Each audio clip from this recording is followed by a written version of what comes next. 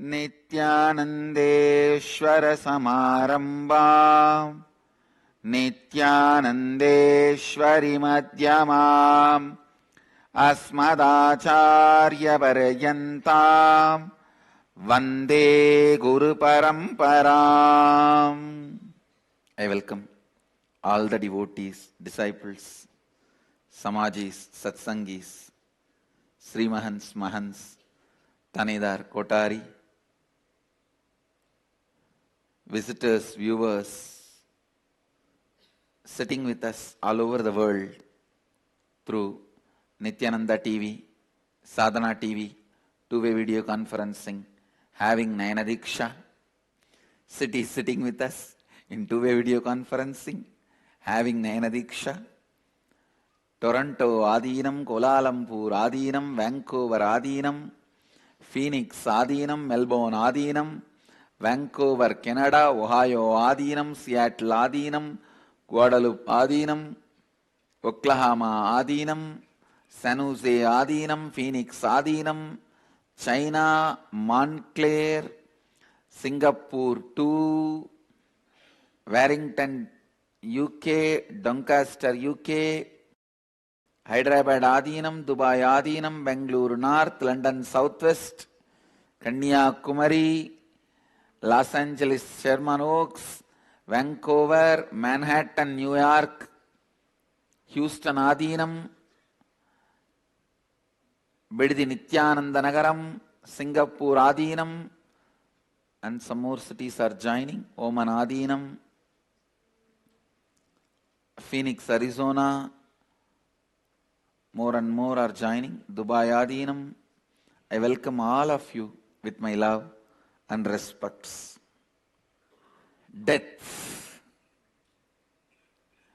the subject matter of Kathopanishad. I feel still I have not yet explained that one concept which I started explaining from day before yesterday. So I'll continue to expand on that little more detailed way so that it can be absorbed as an experience for all of you. Listen. Please listen with all your attention. The constant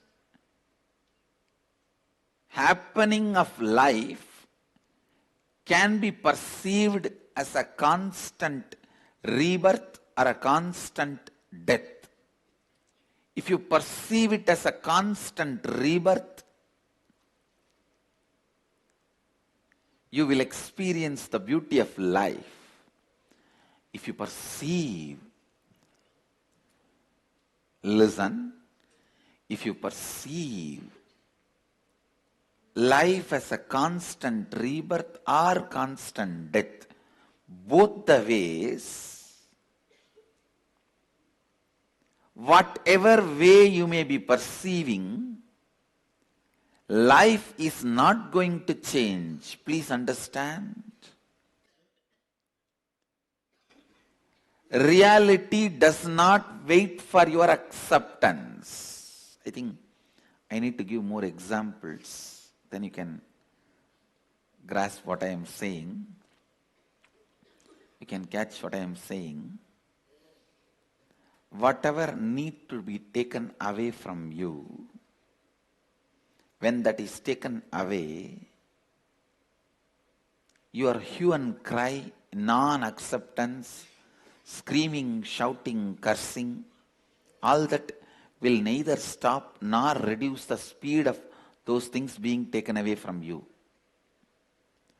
Same way, whatever need to be showered on you, your blessing, your praising, all those things will not multiply the things which is going to be showered on you. Please listen.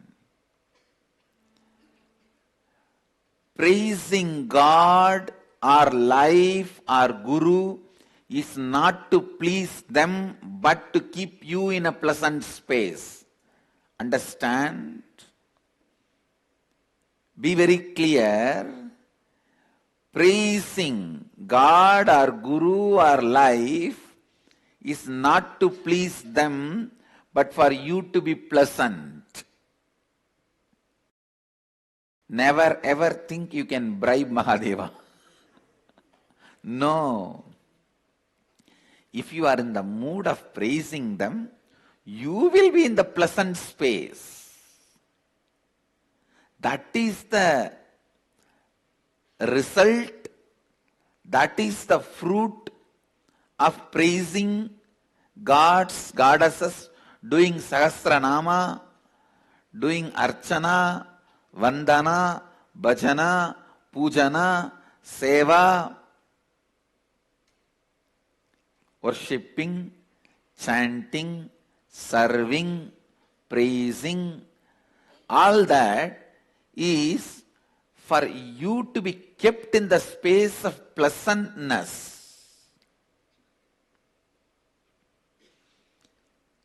Braving Mahadeva is not possible.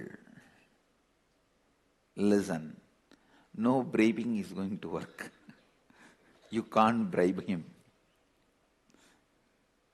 You can't bribe him. I want every one of you to do this homework today. Sitting with yourself and seeing what all the aspects of your life you feel you are having rebirths.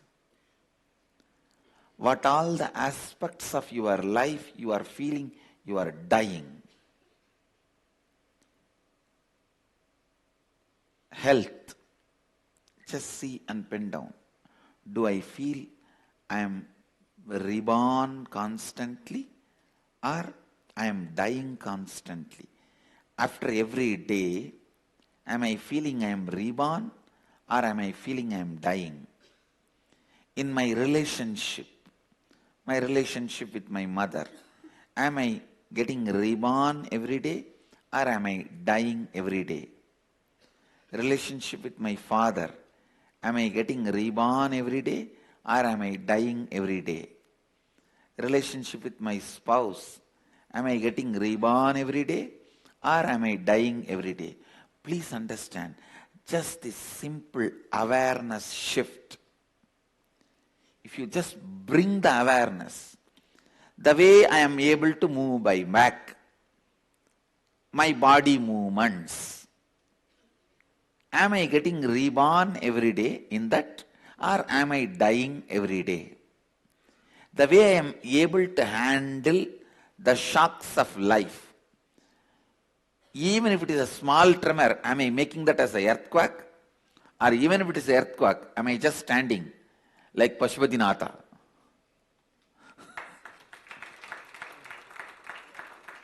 Understand, I want you to know, such huge tsunami, not a single temple got washed away.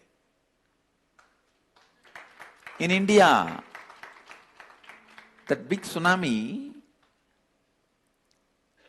it is shocking because Tiruchendur, Kanyakumari, in all those places, every day wave touches the temple compound. Suddenly, in those areas, ocean is withdrawn. Not a single temple got destroyed. And such a huge Himalayan tsunami, Kedarnath is standing. He is just standing. Much stronger, modern, recent day RCC buildings disappeared. Kedarnath is standing. Nepal, not even one crack. Pashupatinath. So many other things collapsed. Pashupatinath is standing. I tell you, our Hindu temples are designed in tune with all the Panchabhutas. So Panchabhutas don't destroy Hindu temples. The sixth Bhuta, stupidity, of human beings, that only destroys into temples. Even that is not able to destroy South Indian temples. See this Kailashnath temple in central India, Aurangzeb has deployed a huge army. After working on it for almost 2 years, they were only able to damage it. They are not able to destroy it. 2 years, around 10,000 people were breaking. Finally, they got tired and went away. They were not able to demolish it. They were only able to damage it. Anyhow, listen.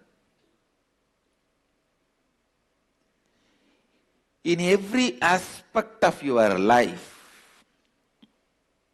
are you dying day by day? When the life is happening, are you feeling you are dying, or are you feeling you are being reborn? Actually, this simple awareness shift, naturally you will want to be reborn. So you will catch where all you are unaware and dying. Where all you are unaware and dying. And you will see automatically you plan for constantly being reborn. Please understand, this planning to be reborn will make you reinvent yourself. This ability to reinvent yourself in every aspect of life, the ability to reinvent yourself, I can say final prasada, result, gift, the essence of this Kathopanishad is awakening your ability to reborn and reinvent yourself. That's all. Please understand. Yama Dharma is talking about death, revealing at least 20 sacred secrets about life and death. But final essence, the final result, the last word of Yama Dharma from the Kathopanishad is awaken your ability to reinvent yourself. Awaken your ability to reinvent yourself. Life itself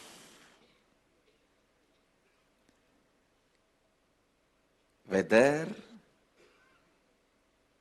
you want your health, you want wealth, you want joy, you want bliss, you want contentment, you want completion, you want relationships, you want enlightenment. Life itself, it is just the science of reinventing yourself. If you know how to reinvent yourself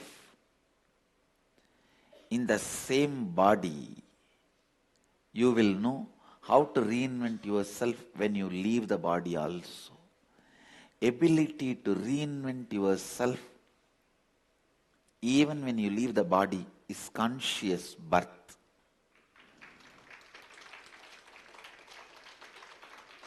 Ability to reinvent yourself while you are in the body is enlightenment. Listen. Constantly reinvent yourself. For the reinvention, the first thing you need to do, you should be capable of dropping the past as past. Past has no meaning to you other than making you understand it has no meaning to you. Understand? Past has no meaning to you other than making you understand it has no meaning to you.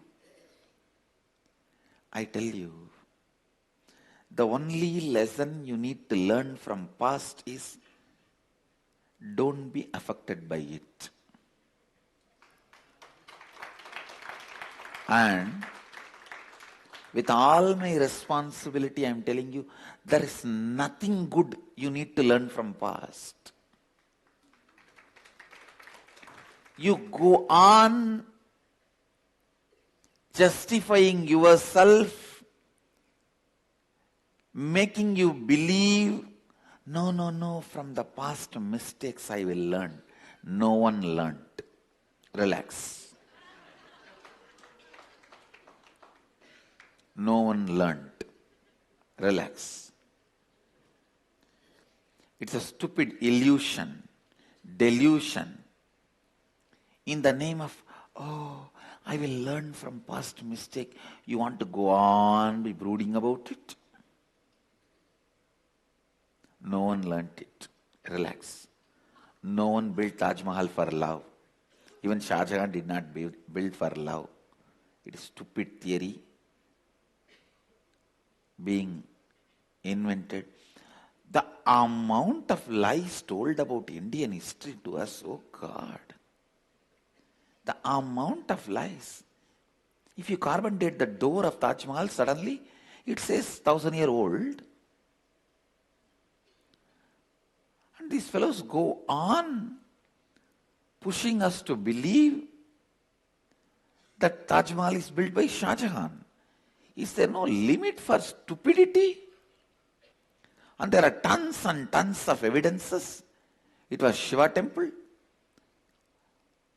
When some researchers, scientists, archaeologists try to reveal this, he is silenced brutally. Anyhow, let us come back to Kathopanishads. Listen, ability to reinvent yourself. Ability to reinvent yourself. I think I need to expand on this. Only then I'll feel complete that I've introduced the subject matter of Kathopanishad. Past has no power over you. Past has no place in your life. Do not have the desire to learn from past. Do not think something good can come out of brooding over your past. Don't dream from past your future can grow. No. Completely discarding your past can create lot more space and possibility in you than trying to pick up the lessons from the past. It's like in villages. They will grow hen, chicken in the house. They will run around and be constantly playing on the dustbin or where they put all the dirt in that corner. It will try to pick up some worms and everything. Just like that hen or chicken, don't play with your past. It is dustbin. How much ever, whatever you may want to pick up from the dustbin, the final result will be dump me and go and live your life. That is what past can give. The ultimate lesson your past can give to you is leave me and go and live. Leave me and go and live. Ability to discard past. When you drop the past, life becomes a possibility.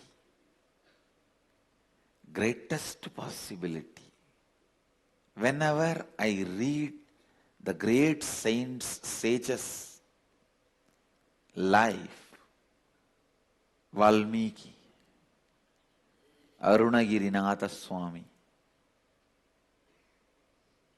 not Arunagiri Yogeshwara, Arunagirinadhar, a saint lived in my native place, Tiruvannamalai.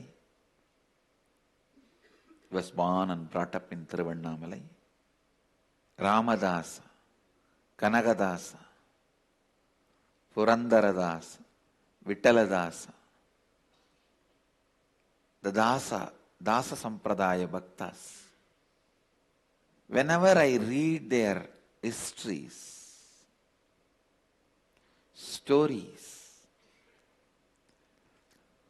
one of the most important point strikes me is their ability to reinvent themselves, and the moment they decided to reinvent themselves only is claimed as their enlightenment moment.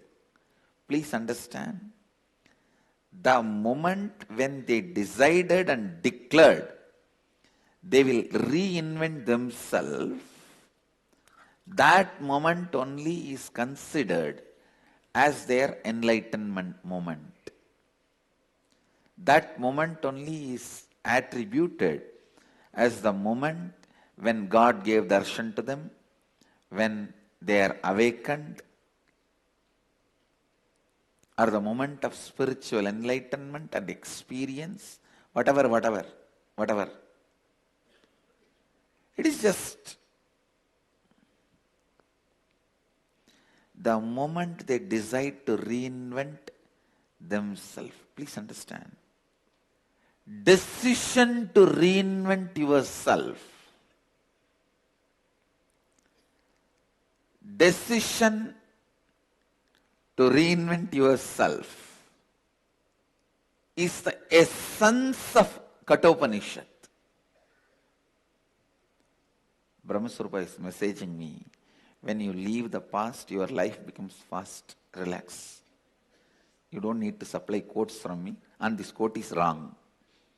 When you leave the past, your life becomes feast.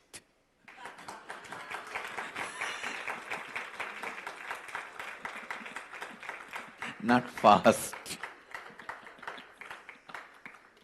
Life becoming fast means restless. When you leave your past, life becomes feast. Not just fast.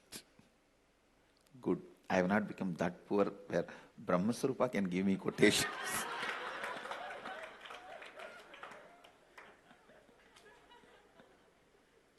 I already wrote the poem as I committed with you all yesterday.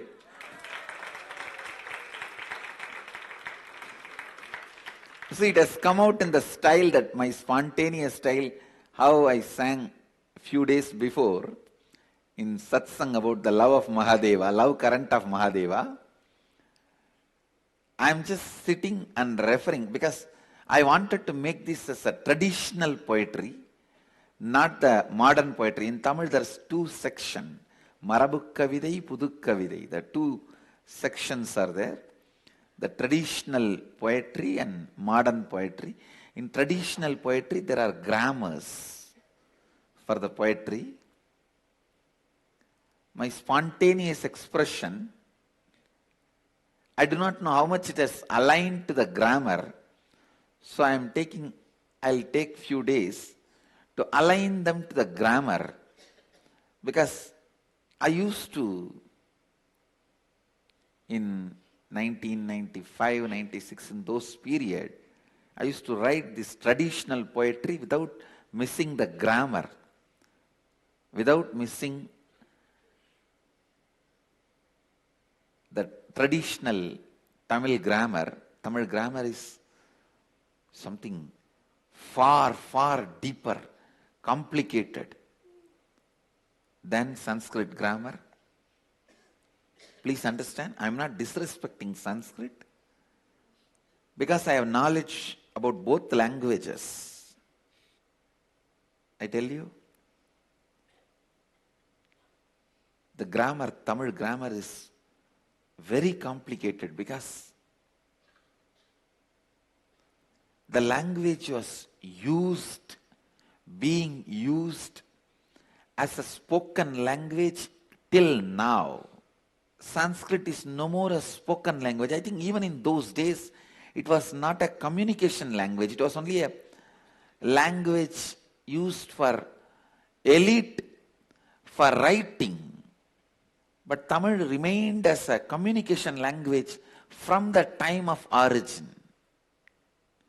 So I am aligning it to the grammar, then I'll bring it and sing. Reinventing yourself. Please understand, the first step is dropping the load of the past.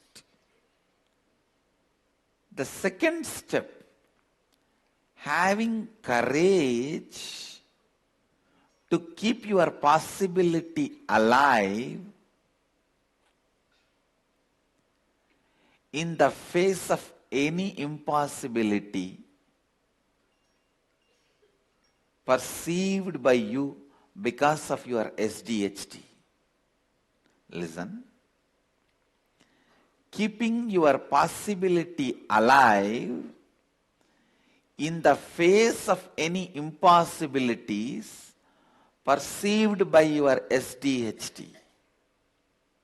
You may be wondering, why is Swamiji giving such long gaps in today's satsang?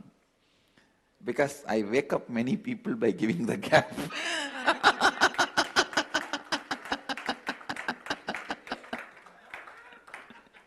It almost becomes lullaby for people if I am talking in my own tone and tune regularly.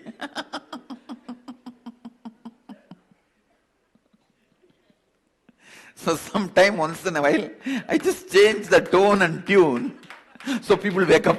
Something is not right.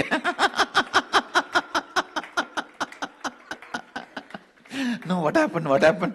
What happened? Is satsang over and everybody... As people left, Kalpadar Darshan over. Kalpadar Darshan over. Hey, you are on the train back to Bangalore.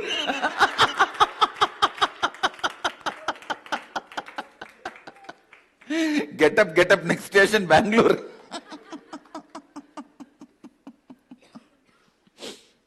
So, just to give a wake-up call. It is my subtle way of giving wake-up call, because directly giving wake-up call not only disrespects them, it disrespects me also, because I am talking in such a way that they are able to sleep.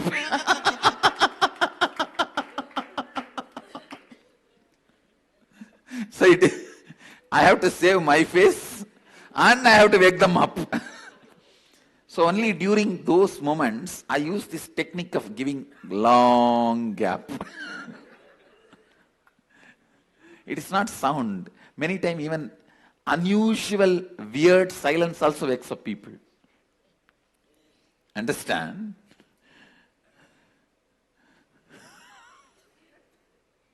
Most of the time you can see while you are sleeping in the night, if the AC machine gets switched off by the electricity disconnection or power goes and AC stops, it is not that immediately room became hot, you wake up. The moment the sound disappears, you wake up.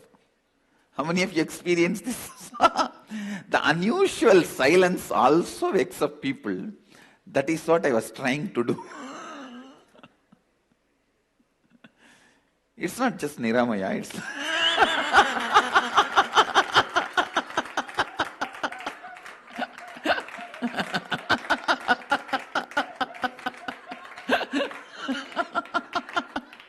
Few more people also.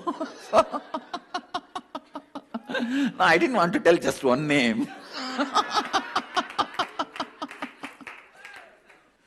See, I think the space of Anandavana, people are in Ananda. Ability to reinvent yourself. It is not necessary you need to live with the same current of thoughts or patterns. Please understand. It is not necessary you need to live with the same current of thoughts or patterns throughout your life because you created it once accidentally. They won't mistake you. Send them out. You think, oh, they are our guest. After all, they lived with me such a long time. How can I send them out? No. Not necessary. Whether you want to get rid of a simple addiction like smoking, or one of the most subtle addictions, the innate violence. Please understand. Yesterday in the last session, the night, I was explaining about innate violence. Because you missed the oneness, you have a deep anger and hatred towards unknown persons. It's like a FIR filed on unknown persons. Not just on one person or two person. Anybody who is seen, unseen by me. And you go on suffering with that innate anger, hatred, frustration. One good news I have for all of you. Patterns are matter. You can conquer them. They are not more powerful than you. Please understand. They are not more powerful than you. See, somebody who is interested only in money, for him, this silver stick, this may be more valuable than me. He will feel if I take this away, it will be more useful. If he takes me, what to do? He has to give food and very difficult to maintain.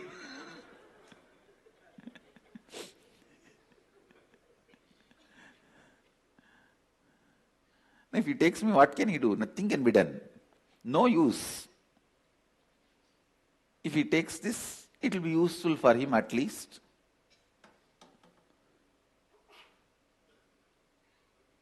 For a person who is interested in money, for him, this may look more valuable than me, but in reality, this is not more valuable than me.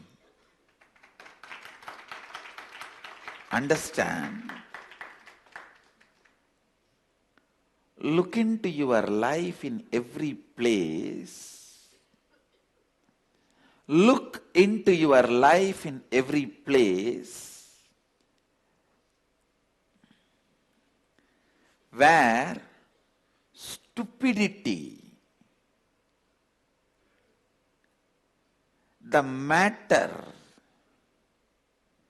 is being given so much of importance over the consciousness. You see inside. Actually, I tell you,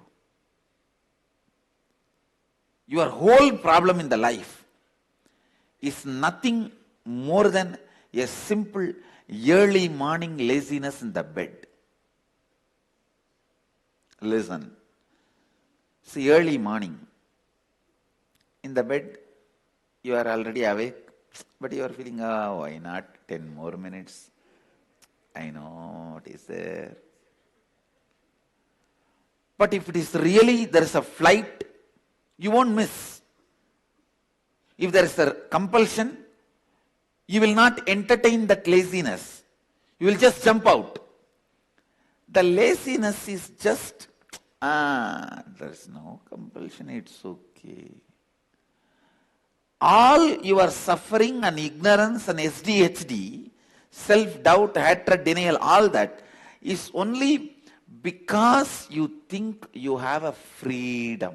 Please listen. You have a free space to play. Something in your life makes you feel the urge is urgent. No, you can't play this game anymore. A disease or an accident or a breaking up of a relationship or something. Very strong root shock. You just wake up and decide to reinvent yourself.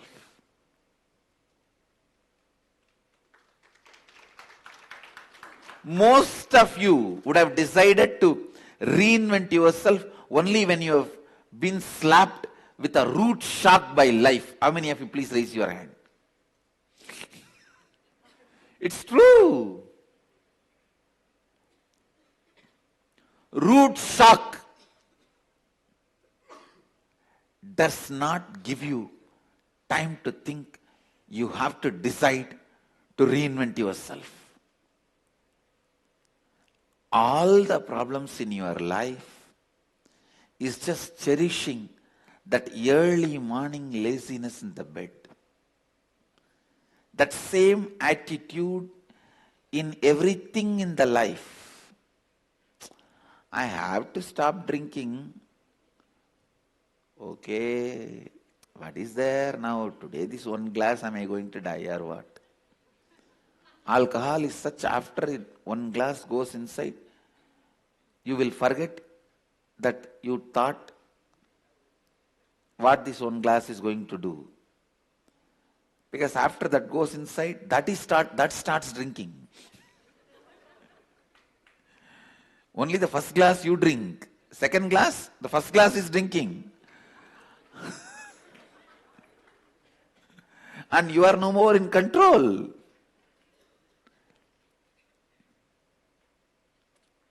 You are no more in control. Only yesterday I discovered, first few verses, when I was compiling only, it was taking few minutes, organizing words and all that. After 3-4 verses, suddenly I got the courage. Come on, let me write Andadi. Andadi means 100 verse. I suddenly decided that let me write 100 verse, Andadi.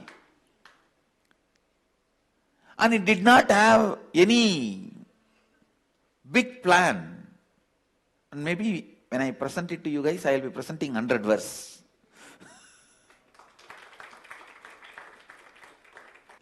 Listen. Alcohol and poetry is one and the same. See, alcohol does damage to you, poetry does healing to you. That's all. Both the result is different, but the way it flows, if you take the first glass, second glass you will not be drinking, the first glass will be drinking. If you write the first poetry, second poetry, you don't have to sing. The first poetry will sing the second poetry. That is Andadi. The first poetry will sing the second poetry. First poem will write the second poem. That is Andadi. Listen. The simple laziness which you cherish, thinking things are not that urgent, that needs to be broken for reinventing yourself. It is urgent. The moment you are born, looking into death is urgent. Because any moment it can happen. Good news is, your consciousness is more powerful than any patterns or the matter. The great news I have is, you just need to feel the urge into urgent. That's all.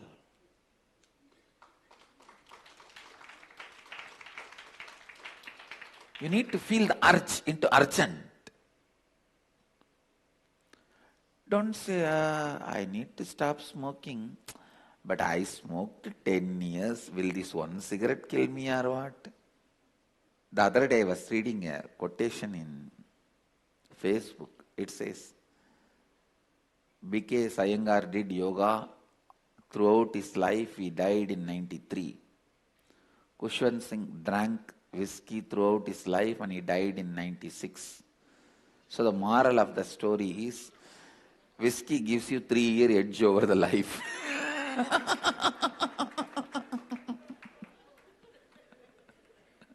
What a stupid theory people develop. No, the stupidity is when you are drunk, all this looks real.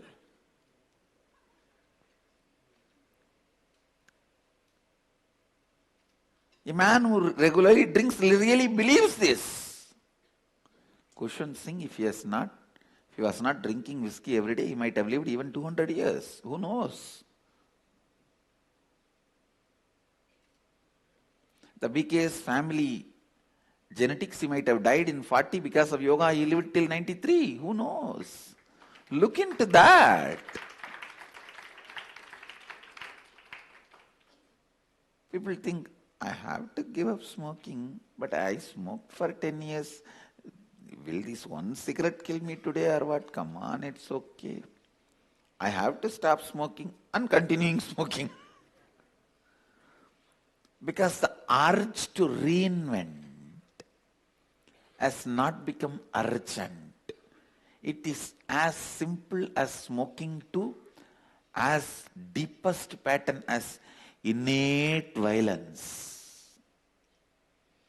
Even with the innate violence, I should not be shouting like this to my mother-in-law. I should become more humble, respectful to her. Thinking this, but the moment she passes in front of you,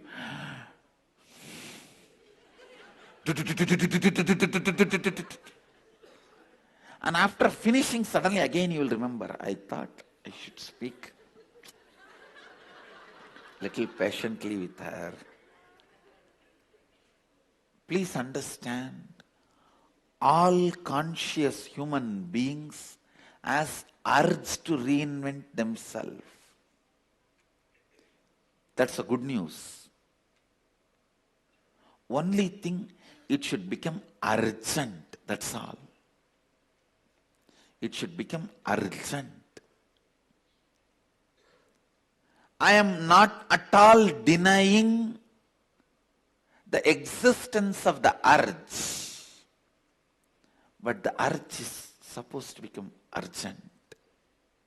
Reinvent yourself again and again and again. That is the essence of Kathopanishad. I tell you, in Indian tradition, anyone who wants to be an enlightened being is asked to do Parivrajaka yatra, means changing the place every 3 days and travel. Why, you know? Because when you go to new places, your ability to reinvent yourself will start flowering.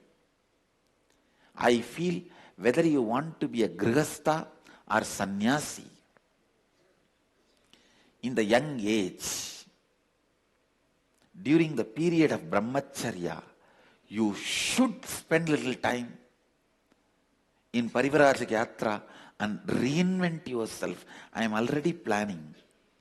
After they cross 18, I am going to send my Gurukul kids for Parivrajaka yatra. Because that is one of the important training they can't afford to miss. I'm just waiting for them to cross 18. I think most of them, by the time they cross 18, they will be already a Peethadipati of some Peetha. Because that is the way I am creating Peethas everywhere. even if they are Pitadipatis of a Pita, they should do Parivrajaka Yatra after they cross 18.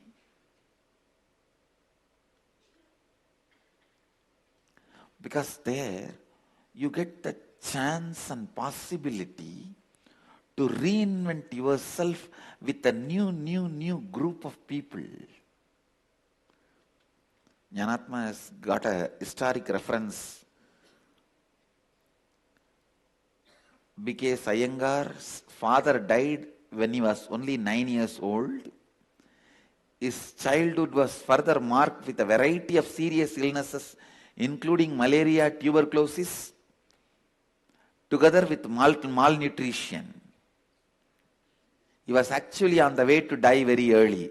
From his history, biography, Jnanatma gave the reference. So be very clear. Don't believe this cushion sing theory.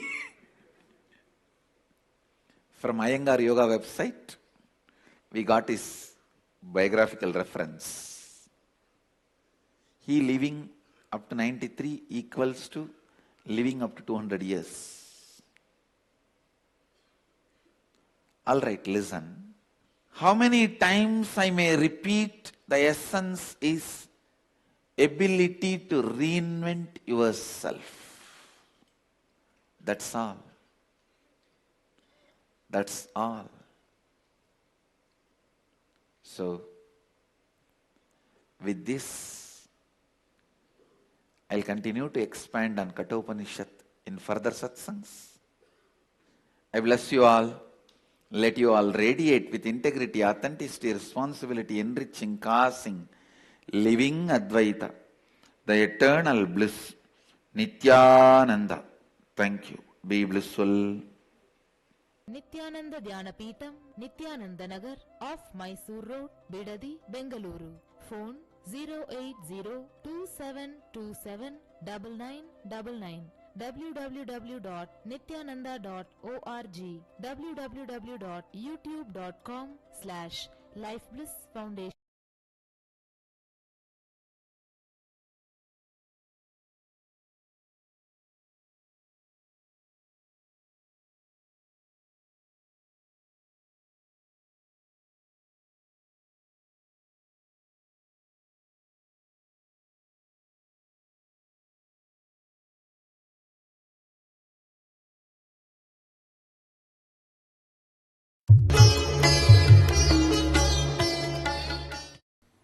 नित्यानन्देश्वर Sadashiv समारम्भाम्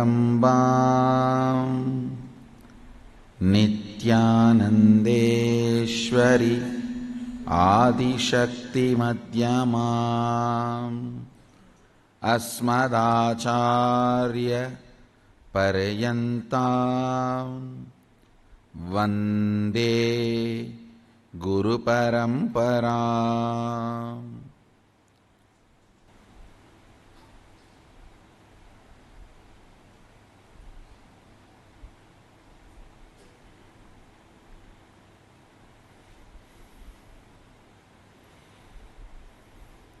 I welcome you all with my love and respect. I welcome all the devotees, disciples, samajis, satsangis, Shri Mahants, Mahants, Tanedar Kotaris, visitors, viewers.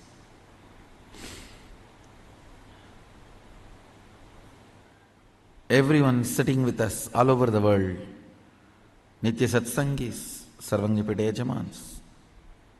Everyone sitting with us all over the world through Nityananda TV and two-way video conference.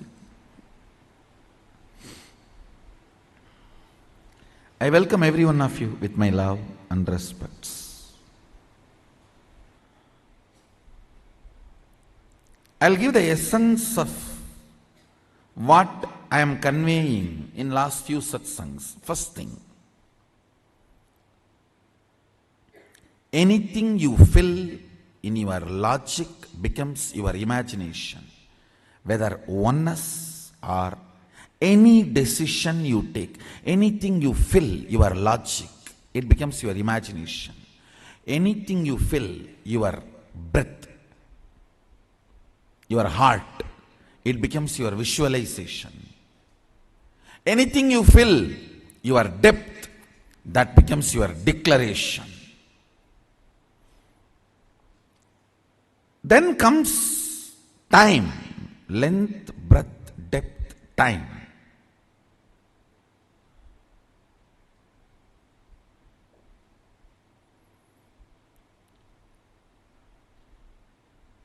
Only anything becomes part of your space can be ever yours.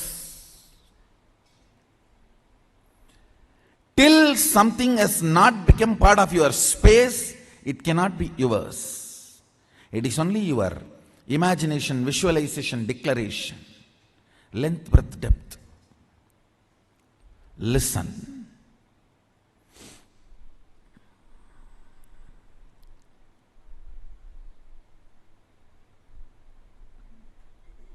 I made a statement, ferociousness breaks the time layer, removes tiredness, depression, boredom associated to length, breadth, depth, and makes anything as your space. The example story I gave, Bishma. Understand? Two incidents I gave. In my life, one day I missed the morning Mangalarati in Ramakrishna Mutt. Mutt has a beautiful routine. Early morning, during the summer it is 4 o'clock and during the winter it is 4:30. The morning Mangalarati, everyone has to come and sit and do the spiritual routine. One day I missed the morning Mangalarati because I overslept. I did not do the cute analysis. Oh, what is the pattern? What must be the reason I overslept? I did not do all that cute diagnosis analysis. It was a ferocious decision. I think we should stop sleeping, that's all.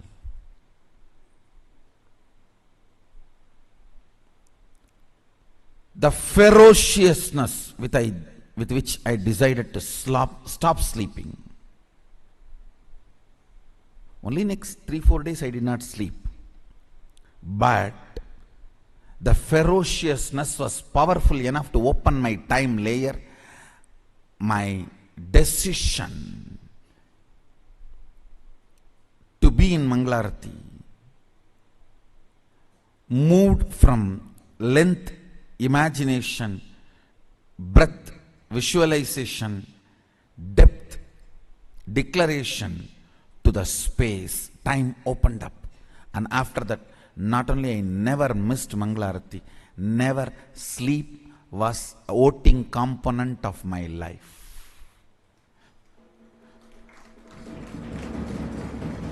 Understand this word. Sleep lost voting right in my life's any decision. Any decision I took in my life, sleep, tiredness, depression, boredom, all the four are, see, tiredness is the chemical effect of sleep. Depression is the psychological effect of sleep. Boredom is emotional effect of sleep. Coma is physiological, psychological, emotional effect of sleep. Death is the conscious effect of sleep.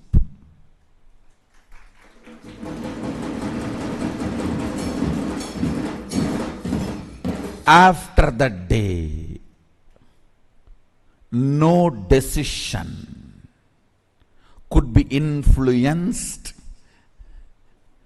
Understand? After that, no decision in my life was influenced by sleep.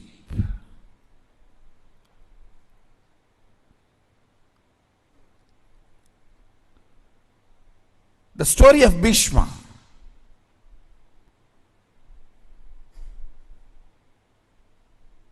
He goes to the woman.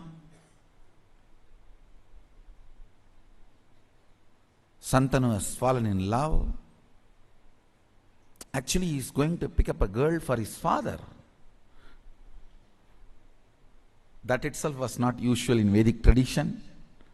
And she expresses the fear that my son will not be a king. So I don't want to marry your father because you will be the king. Even if you don't become, your son will fight for the throne. See the ferociousness with which he handles the problem. He is not saying, don't worry, I will not fight, I will make sure my son does not fight. No!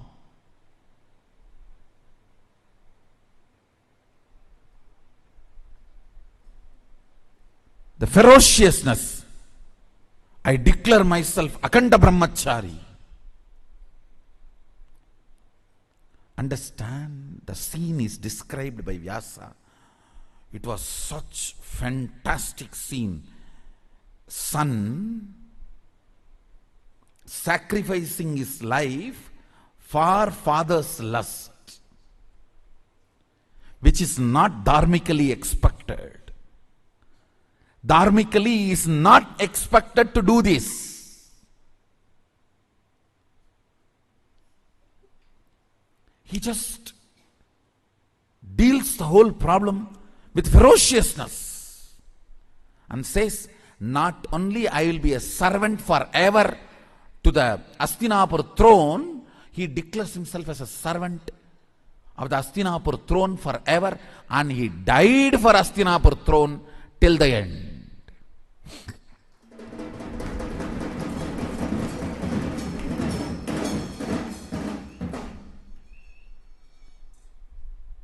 Understand? He dropped his body to protect Hastinapur throne. The last act he did, giving all the spiritual and dharmic strength he had to Dharmaraja, now who is Hastinapur throne head. Before he left the body, he made sure the right person is in the Hastinapur throne, Yudhishthira. And he infuses all his best things, Vishnu Sahasranama, and the system to rule. Both he gives to Yudhishthira. I don't know how many of you know, Vishnu Sahasranama was chanted by Bishma on deathbed. On arrow bed, he chanted, and he gifted the great spiritual principles, the principles of administrating a country through a spiritual way, and gave literally everything to Hastinapur throne and left the body. Listen. See, in our Puranas, every incident and the boon and the whole story you need to connect and see. Only then you will understand the principles. He declares with all the ferociousness, no more sex. I am a brahmachari, Aganda brahmachari. Understand the ferociousness. Time opens. Listen. Whenever something happens on the planet Earth, when the time layer opens, the gods and goddesses shower the flowers.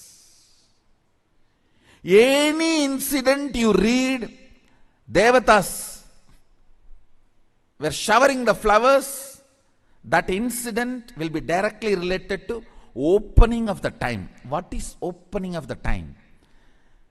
Your vow or the decision is from space, not restricted by time. Understand?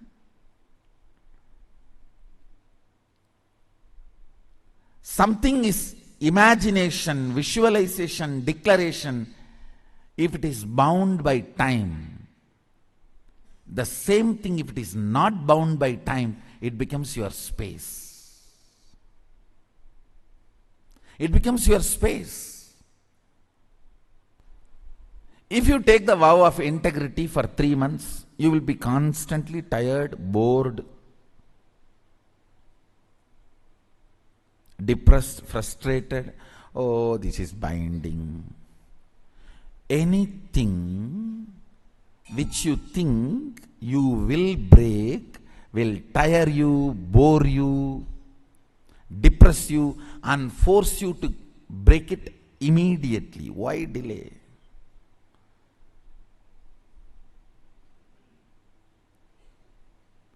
Most of these people who take some vows for a few days and try to practice, they end up like that only. I know one fellow from Tiruvannamalai, he will go to Sabarimala every year. The day he finishes the darshan, the way he will rush to the lower camp and run to the liquor shop. Because almost for 20 to 30 days he did not touch the liquor.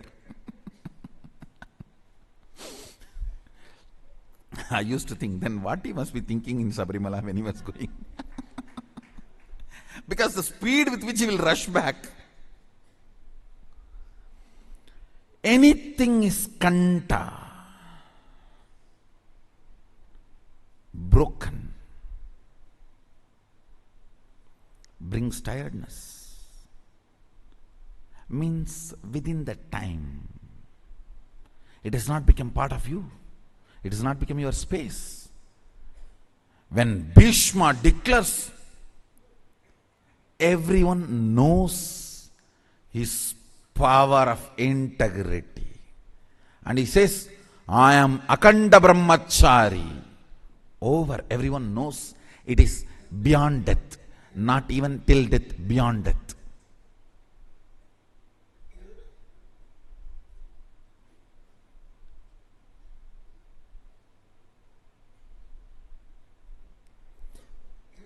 In Bengali there is a proverb. They always remind in Ramakrishna Math. A sannyasi can be declared pure only the direction, the way his ashes flow after his dead body is burnt. After you are dead and your body is put to the fire, the way it flows means even that ash should not flow in any wrong direction. It's a very symbolic proverb. Only the ash, the direction of the ash of the sannyasi's fire can prove his purity. Means that ability of akanda, that proves whether something has become your space or not. Understand?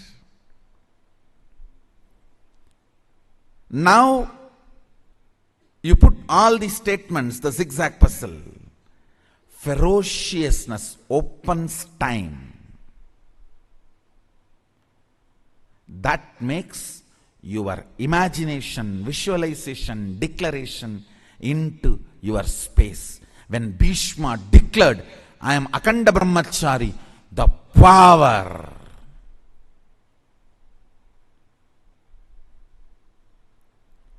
It was so powerful.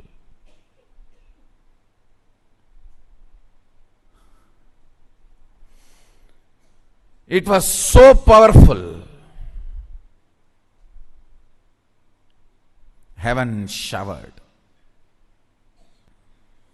Heaven showered. Understand?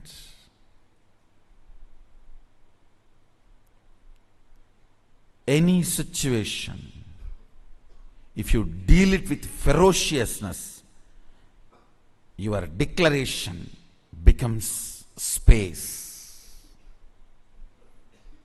your declaration becomes space.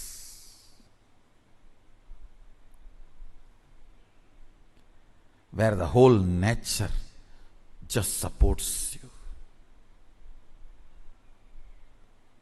What makes you powerlessness? Your own fear or incompletion or distrust on you. You may not stand with something which you are declaring forever, whether it is a sannyas or marriage or oneness or Shakti manifestation, whatever. Your own feeling, you may not stand with it, or you may not be capable of standing with it.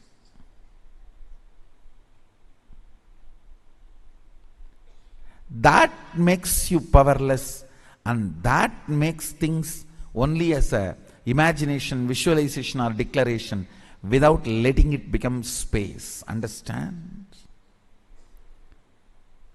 If you declare from your space the oneness, now you will manifest all the powers of Sadashiva. Because the initiation is same. It's not that initiation is going to change.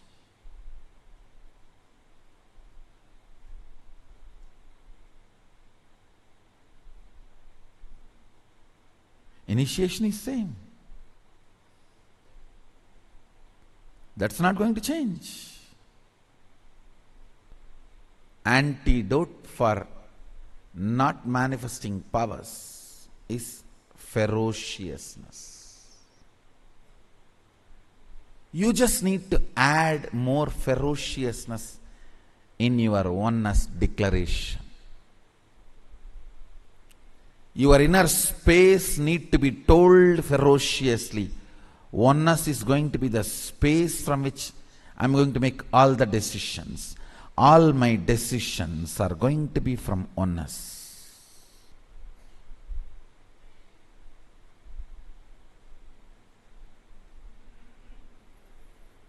All my decisions are going to be from the logic of oneness, visualization of oneness, depth of oneness. Understand,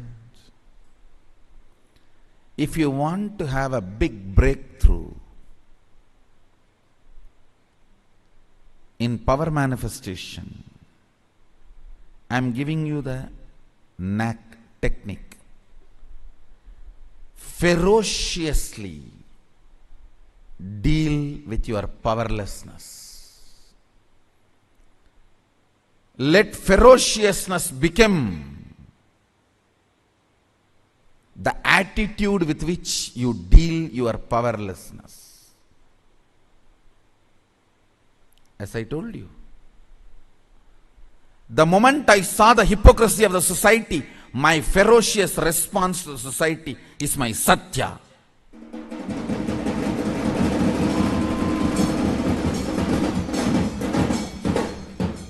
When I saw the stupid sexology ideas and ignorance, stupidity, hypocrisy related to sex, my ferocious response to the society is my brahmacharya.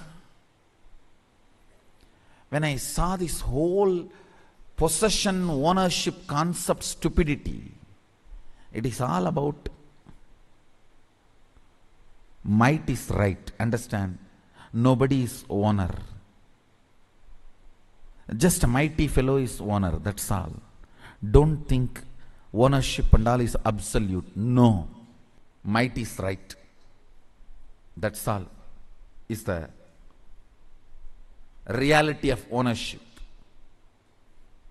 Legality of ownership and reality of ownership is different.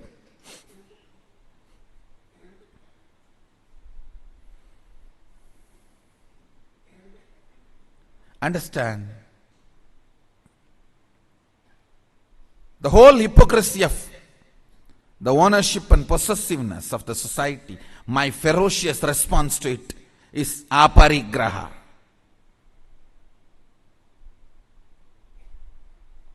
and whole society's economy system. Not that somebody cheats you for money, the very concept cheats you. Not that somebody cheats you for money, exploits you for money, the very concept of money cheats you. My response to that, ferocious response to that, is asteya.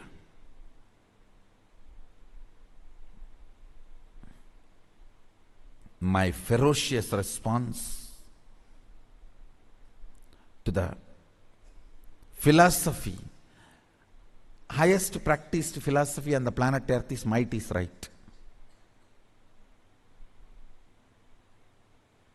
In a way, they try to make it as right is might. But actually might is right. My ferocious response to this hypocrisy of might is right is my ahimsa. Understand, your ferociousness makes your declaration as part of your space. Bring ferociousness into your declaration of oneness, you will manifest powers.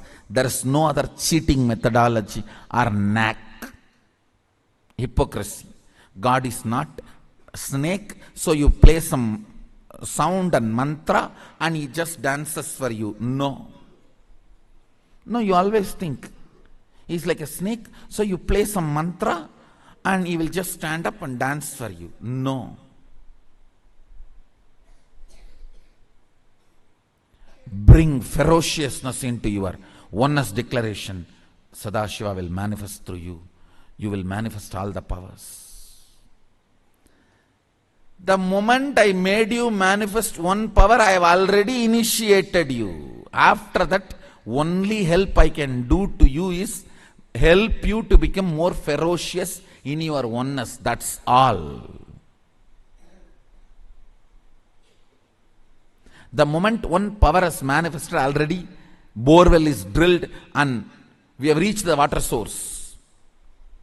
After that, I have nothing to do other than fixing you the motor pump and making the water available to you constantly. Ferociousness is the motor pump. And the source is inexhaustible. Deal with your powerlessness ferociously. Declare your oneness ferociously. The moment you decide to declare your oneness ferociously, you manifest all the powers of Mahadeva, all the powers of Sadashiva.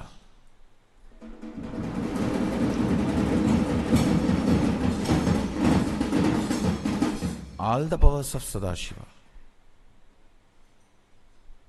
All your powerlessness, silly conversations, silly pleasures. That's the right word I'll use. Silly pleasures.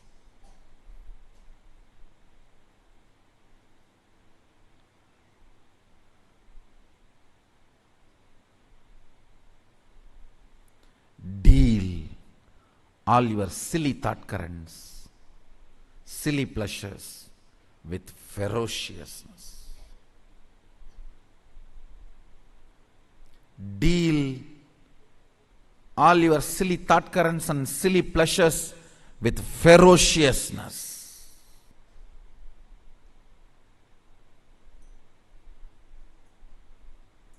I tell you,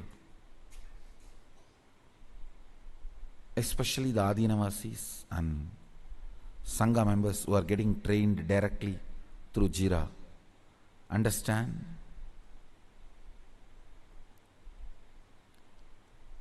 this helps you in 10,000 ways. This Nava Avarana,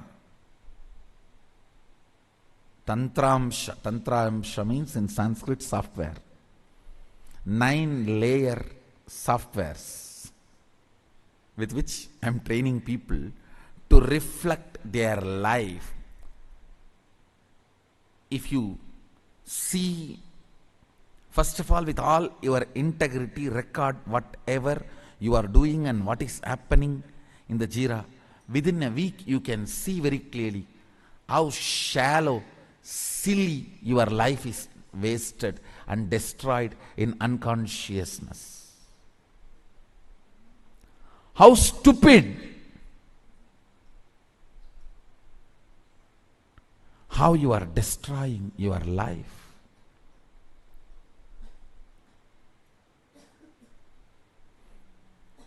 How your internal and external conversations are silly.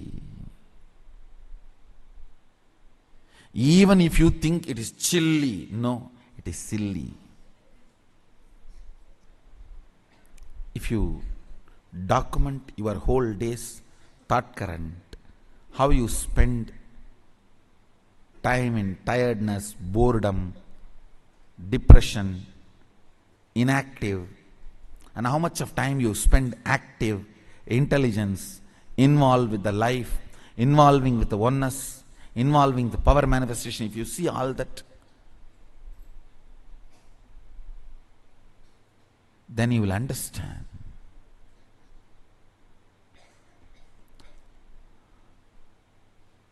how unconscious your life is. It is like mirror, and how you can evolve you.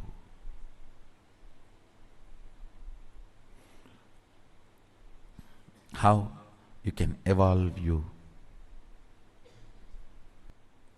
Understand, thousands of times you would have failed. That does not mean you are a failure. If you don't start any new method, if you don't try any new method to be successful, then you are a failure. Your failures does not make you as a failure. Listen. Your failures does not make you as a failure. Your non-trying makes you as failure. Be integrated to this Navatantramsha and see how your life, thought current, everything is spent, wasted, destroyed. Your time is life. And how you can enter into ferociousness with oneness. Understand, if you just know how ignorant and unconscious you are, you will understand it is your powerlessness, your integrity to your powerlessness is the reason why you are not manifesting powers. Many people have already decided power manifestation is not for me. I will do the construction.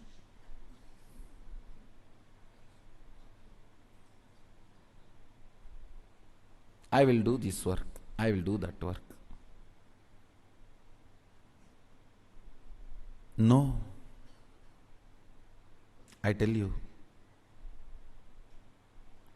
only with power manifestation, only by ferociously manifesting oneness, the purpose of your life will be fulfilled.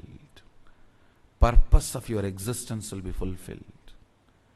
Everything else is stupidity, waste of time, waste of energy, waste of life itself.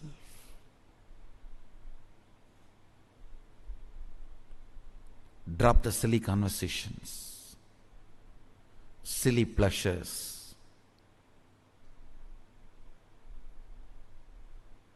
silly ways of pleasing yourself and pleasing others. No. Bring matured conversation within you and with others.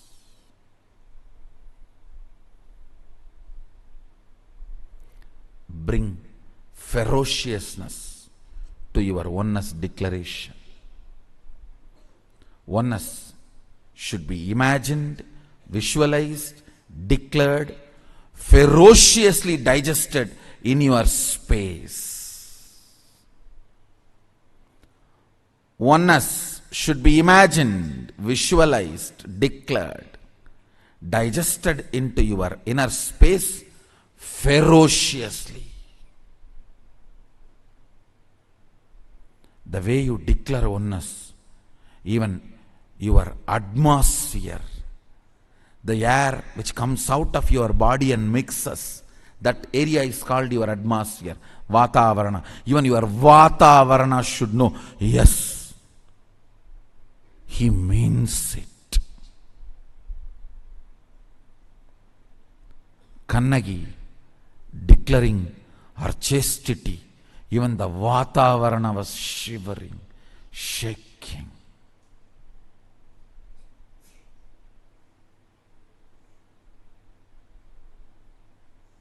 King dropped dead. Understand? King dropped dead. The ferociousness of oneness in me was more powerful than my bone marrow and bones. That is why even the fracture of the bones did not move me away from ferociousness and my ferocious oneness.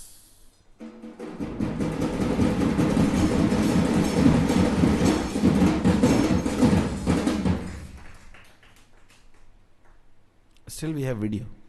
I just got up and said, I think there is a fracture. Shall we give a medical attention to it?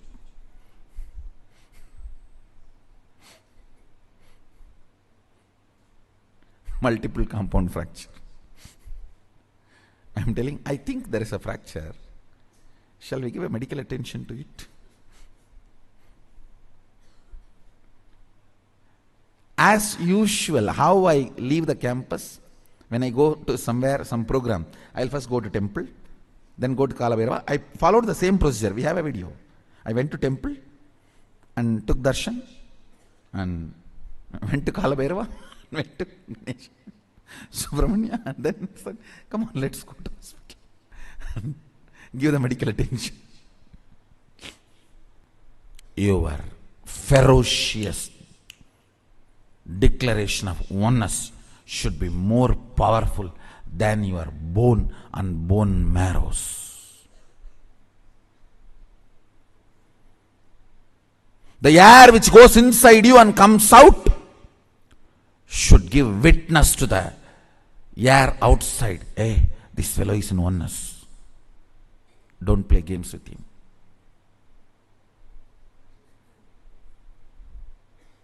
The breath which goes inside you and comes out should give witness statement to the air outside. Hey, he is in oneness. I went and checked every corner. Don't play games with him.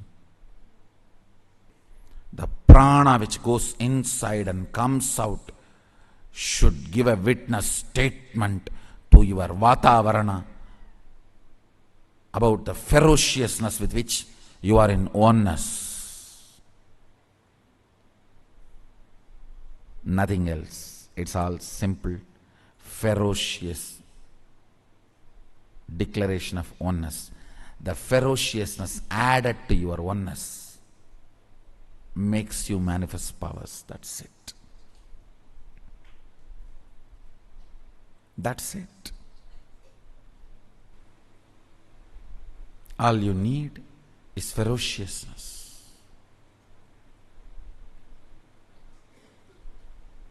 In your oneness declaration. That's it.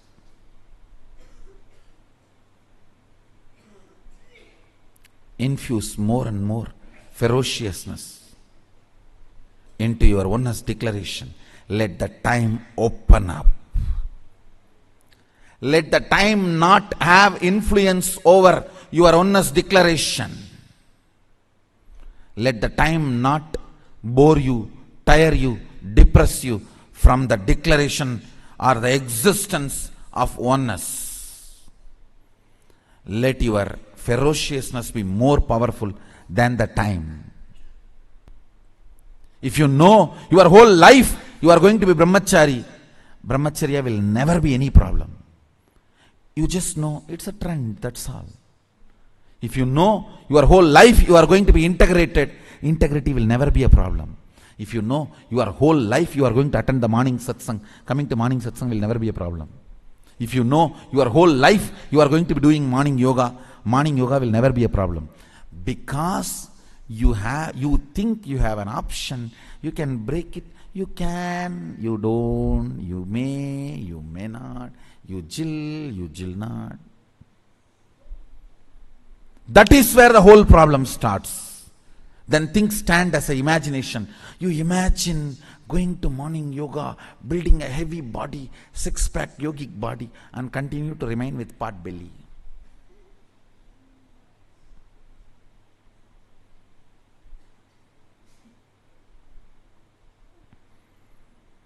Then all your ideas remain as imagination, visualization, or declaration, never becomes your space, power manifestation.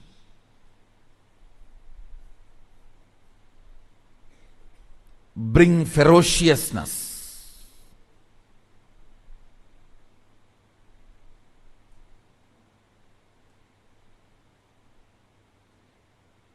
Let your inner space know time will not be able to change your principles.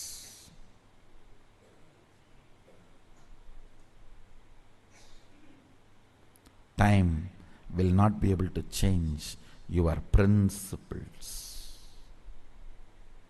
I tell you, anybody who is not power manifesting, you are stuck in the hypocrisy. Your declarations are not true. They are only in the level of imagination and visualization, not even to the level of declaration. You have plan B in your hand ready-made. There is no ferociousness in your oneness declaration. Oneness is imagination for you, not lifestyle. If you declare your oneness as a lifestyle, power will manifest now, because you will break the layer of time.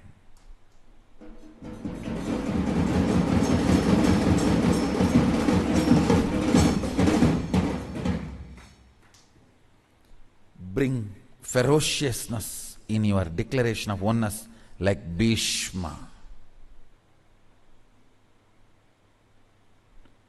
Anybody brings ferociousness in the declaration of oneness is Seva Gana.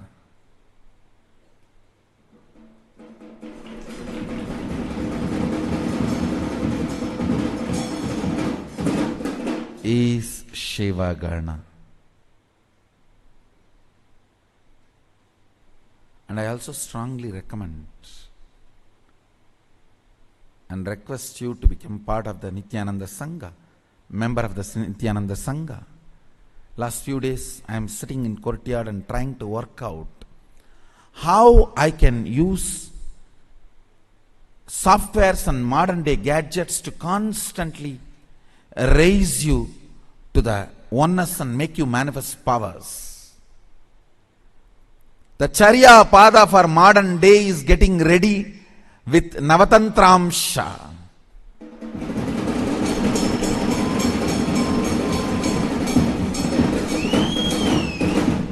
Charya Pada means lifestyle component.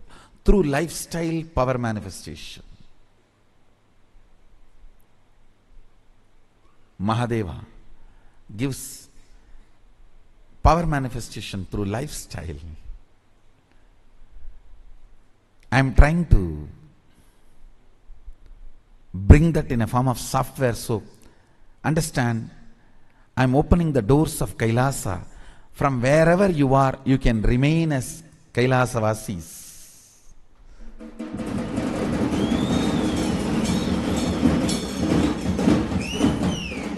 By connecting through this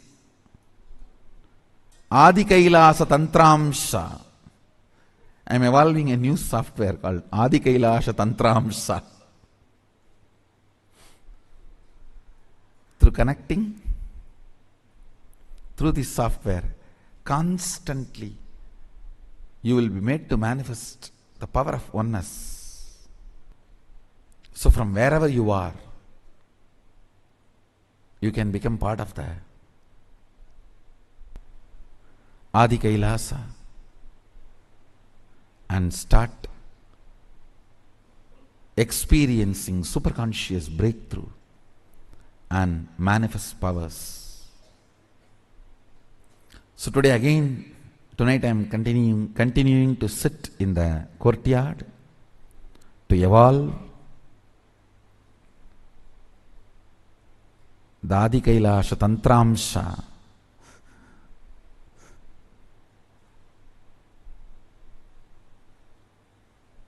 Today with bonfire. Because now the energy of Amavasya started. We have, in next 2-3 days we have Amavasya. So during the few days of Amavasya and Purnima, if you sit with fire, that whole energy of the nature gets imbibed in your system. That's why the homas, yajnas, yahas during the Amavasya and Purnami. Anyhow, let the software be ready. It will reach you, help you, support you to manifest powers and experience Adi Kailasa. So with this, I sincerely request all of you to become part of the sign up to be a member of Nityananda Sangha. I bless you all. Let's all radiate with integrity, authenticity, responsibility, enriching, causing, living, Shuddhadvaita Saivam, Maha Sadashivoham, the eternal bliss, Nityananda. Thank you. Be blissful.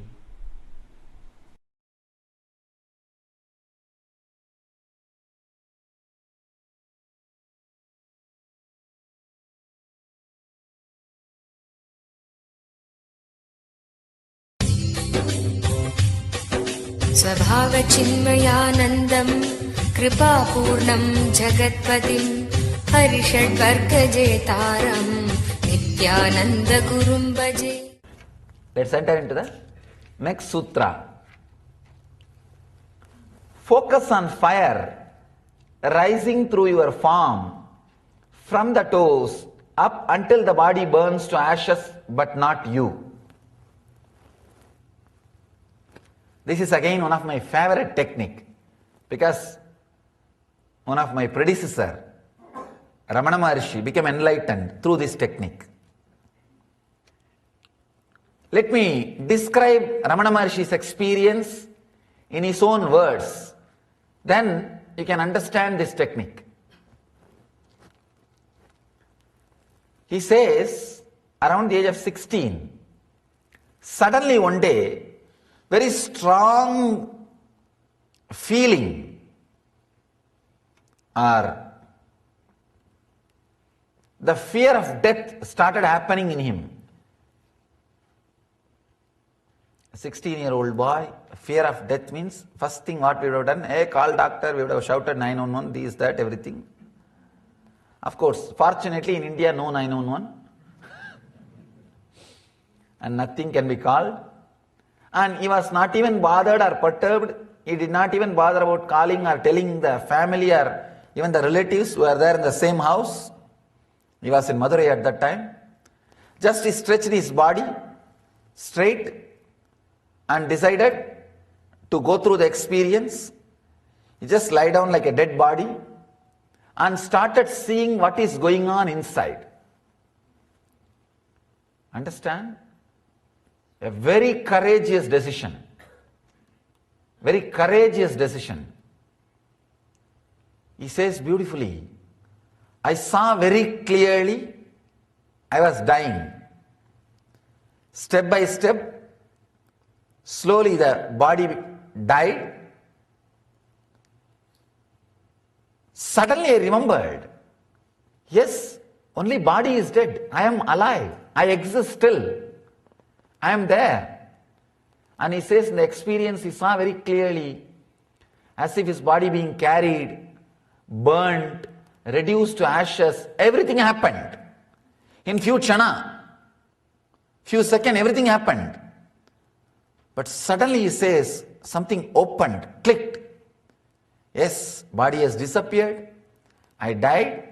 It is burnt. Everything is over. But I exist. I exist. I am not dead. This was such a strong experience. Bhagavan says, once for all, the death fear left me. The fear of death has left me. And that experience, I exist, stayed forever. Once for all. Understand? In half an hour you can become enlightened. That is what Bhagavan is saying by expressing this. All it takes is half an hour.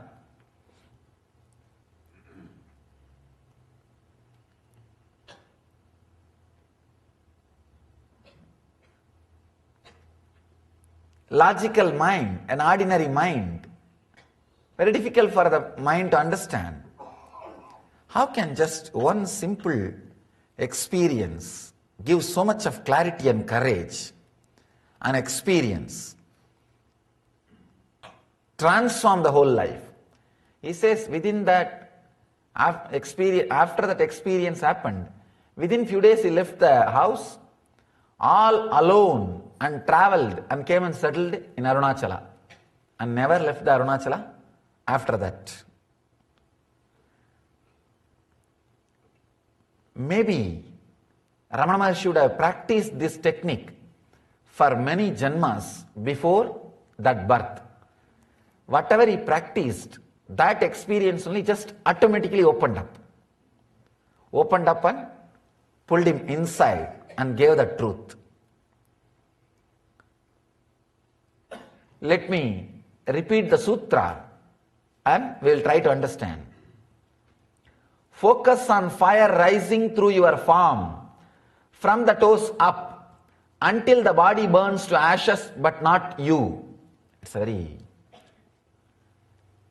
I can say practically all mystical tradition in the planet Earth use this technique, including Christianity and Sufism. Even in Christianity they use this technique. In many Catholic monasteries and nunneries they use this technique. I read the other day one of the esoteric Christian groups, spiritual groups, not the social group, but spiritual group, who are fully engaged in transforming them and enlightenment science. Spiritual group. They say that they are nuns. Every day they will lie down inside the coffin before sleeping for 2 hours. Of course, open coffin, not closed. They will lie down and meditate that they are dead. In Sufism, they dig a pit and lie down in that and meditate. Of course, in Vedanta, this is one of the, I can say that most used technique in Vedanta for enlightenment is this death meditation. Kathopanishad describes this technique wonderfully. Most used technique in Vedanta. Everybody before taking sannyas has to go through this technique. Has to go through this technique. And in Buddhism, anybody who is initiated into sannyas, first thing he has to do is he has to go and sit in the graveyard for 3 months and see continuously dead bodies being burnt and visualize that he is also being burnt. If you have that much courage, it's good. You can go and sit in graveyard and see the dead bodies being burnt every day. Of course, unfortunately here in this country you can't see. It's all electrical. In India you can see it's a open burning. Natural process. They will arrange the wood and put the body and burn. I have seen, I myself personally had this experience in Varanasi. Let me describe this sutra, then I will add my personal experience. Focus on fire rising through your form from the toes up until the body burns to ashes, but not you.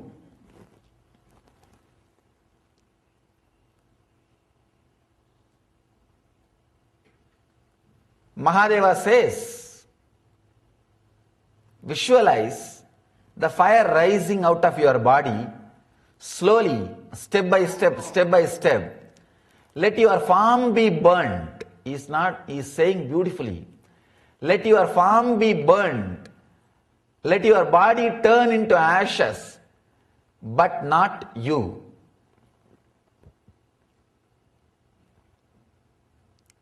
Let me describe exactly what happened with me when I had experience with this technique. I always used to think I should have the experience of death or face death directly, face to face. But somehow that thought never became a priority. See, any thought has to become priority. Only then experience can happen. If it is just in corner of one mind like a 100 and work, it should become priority in your laundry list. Not last. It should become priority. Usually in our laundry list, washing, cleaning and cleaning the house and paying the rent and phone bill. If time permits, enlightenment also. If time permits, meditation also. That's all. But here, that way things will not work. Only when it becomes top priority, when urge becomes urgent, things starts transforming in you. Otherwise it is okay, but nothing much can be done. One small story, one guy goes to the doctor and says, "Doctor, I tried to commit suicide by taking 1,000 aspirins." Doctor asks, "What happened?"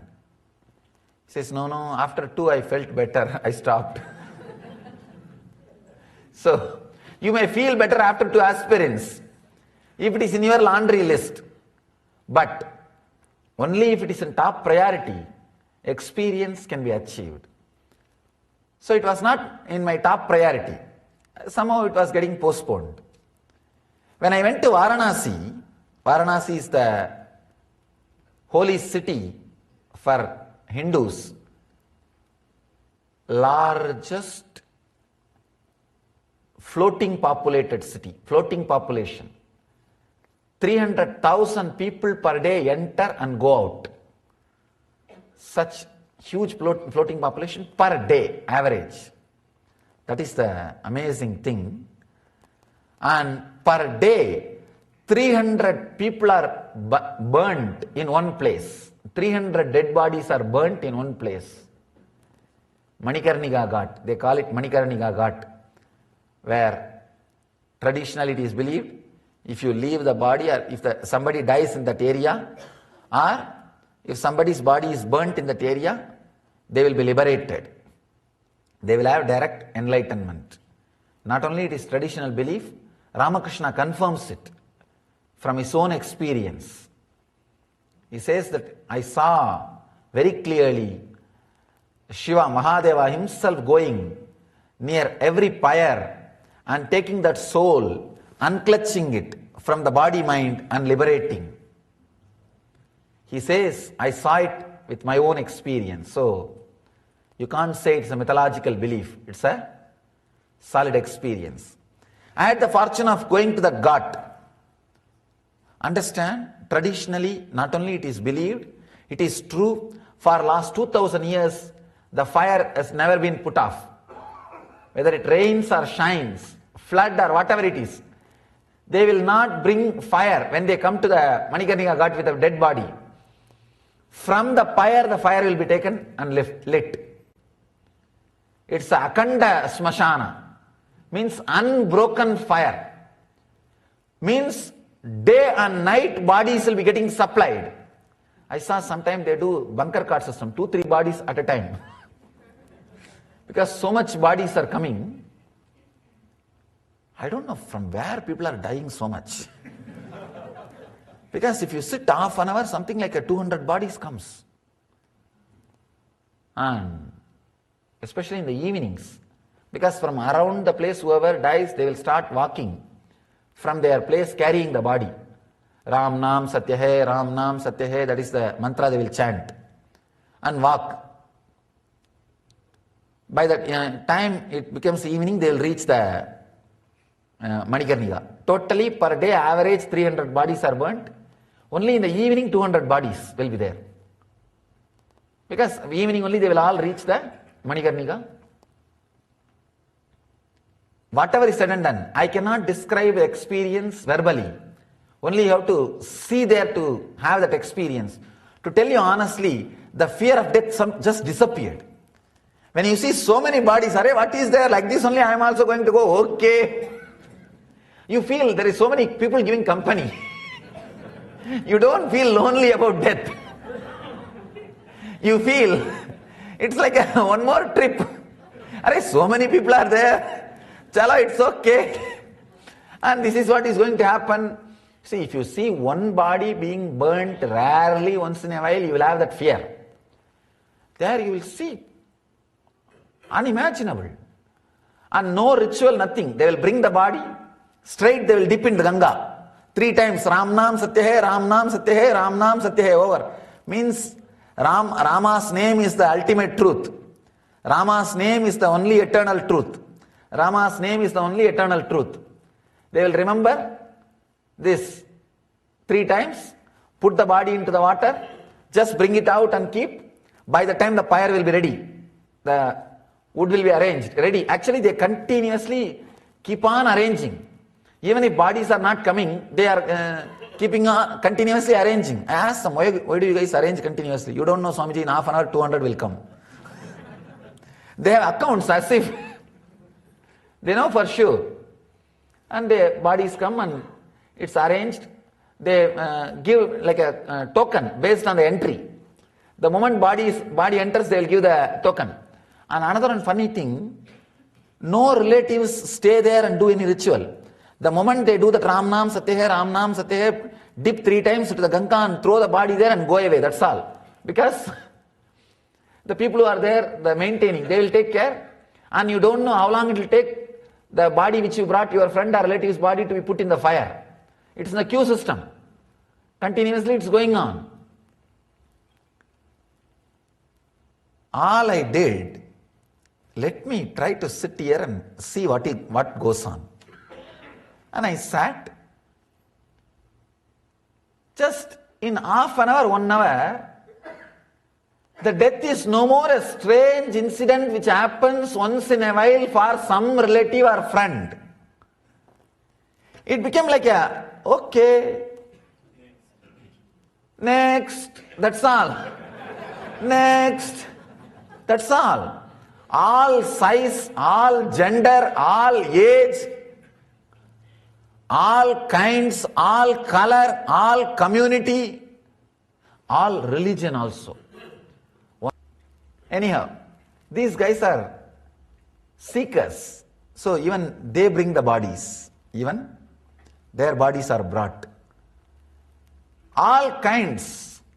When continuously you see this happening, you actually lose respect for death.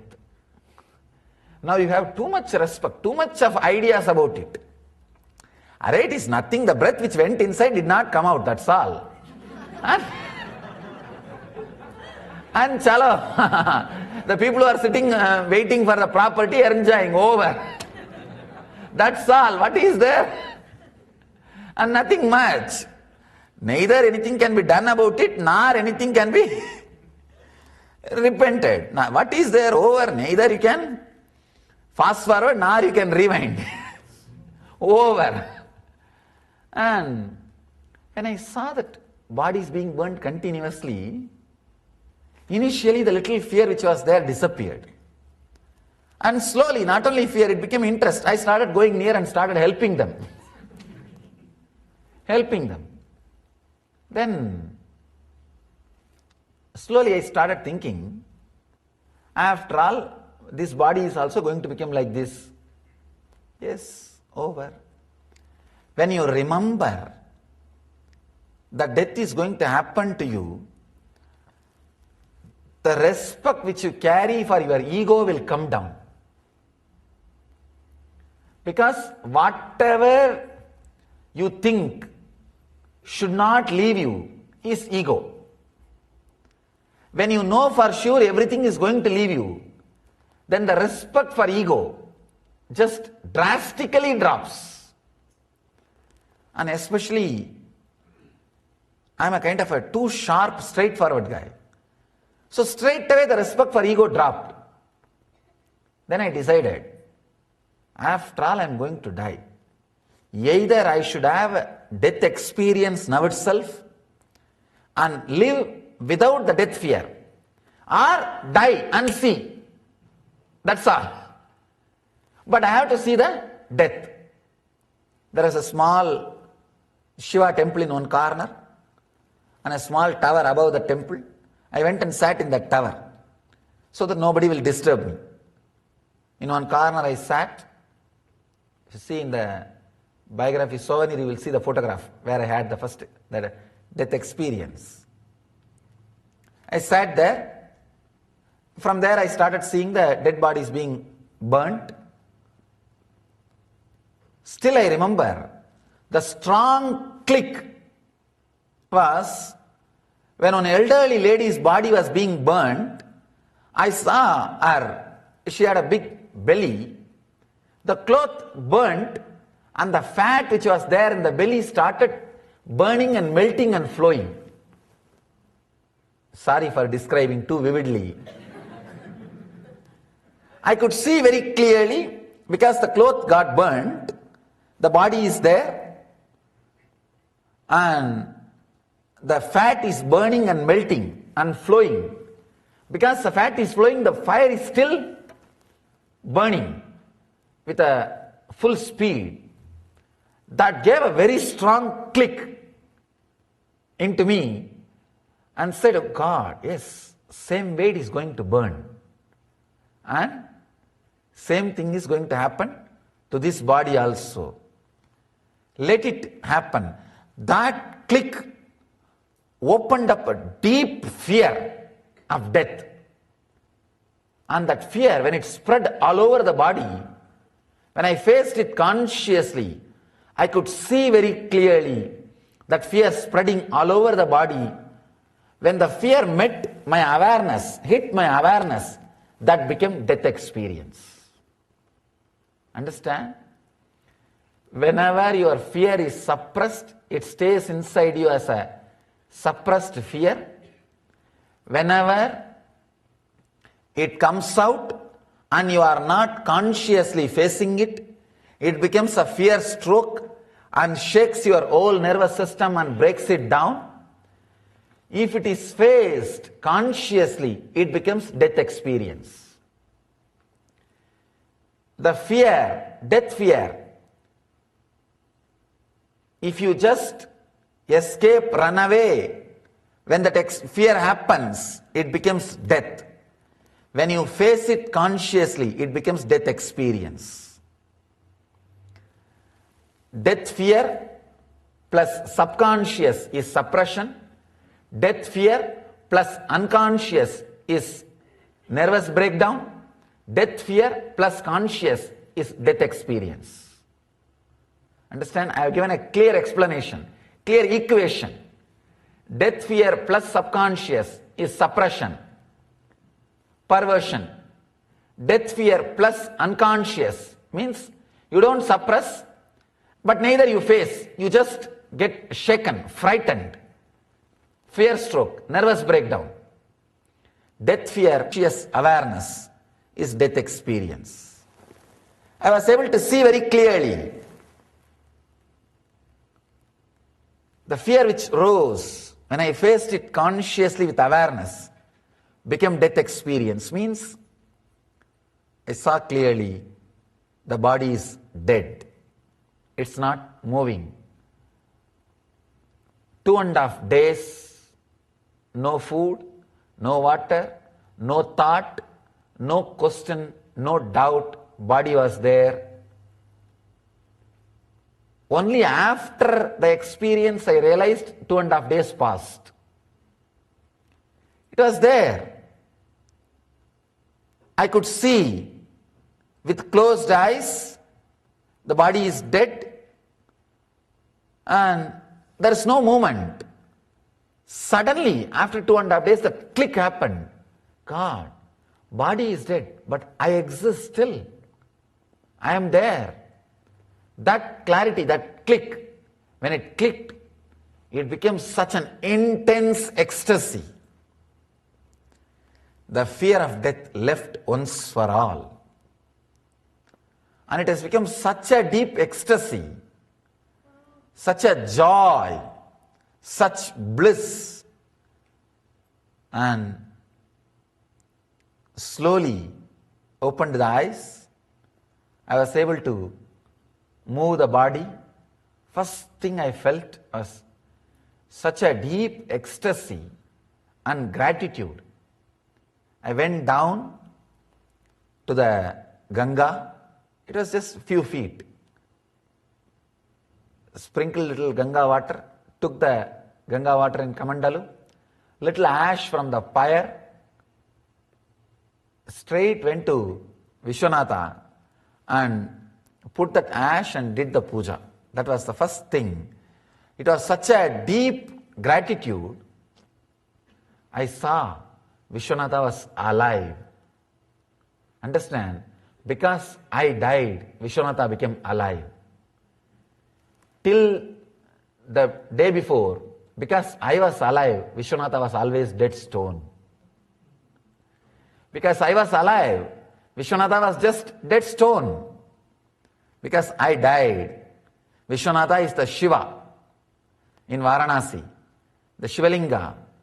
I always felt to touch this stone, 300,000 people are coming every day. What foolishness. And one more funny thing, when you can touch the deity by yourself, you lose respect. In South India, you can't touch. In North India, you can touch by yourself. And the Vishwanatha, you can touch and play with yourself, everything. And naturally you will feel, what is this? Just to touch this stone, people are coming from all the way. I always felt it was a stone. Because I was alive. When I died, I saw clearly, he is alive. Only one can be alive, either him or you. When you see the truth, he will become alive. We will not be anymore alive as we think. And the fear of death left once for all. I can say this is one of the very strong experience transformed me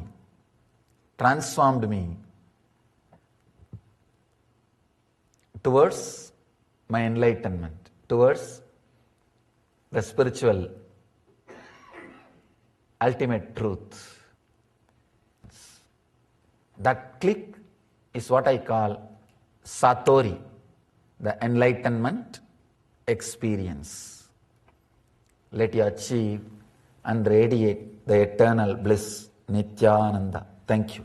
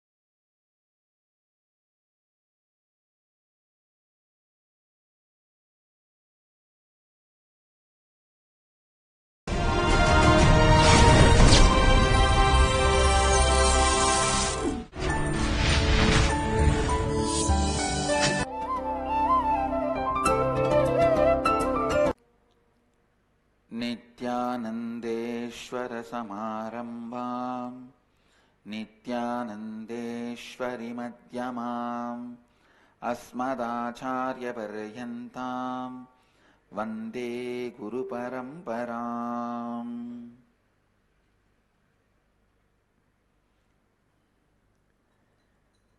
I welcome all the devotees, disciples, samajis, satsangis,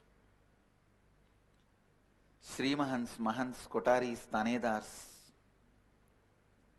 sitting with us all over the world through Nitya Satsang, Nityananda TV, Sadhana TV, two-way video conferencing, having Naina Diksha. Cities sitting with us in two-way video conferencing, having Naina Diksha.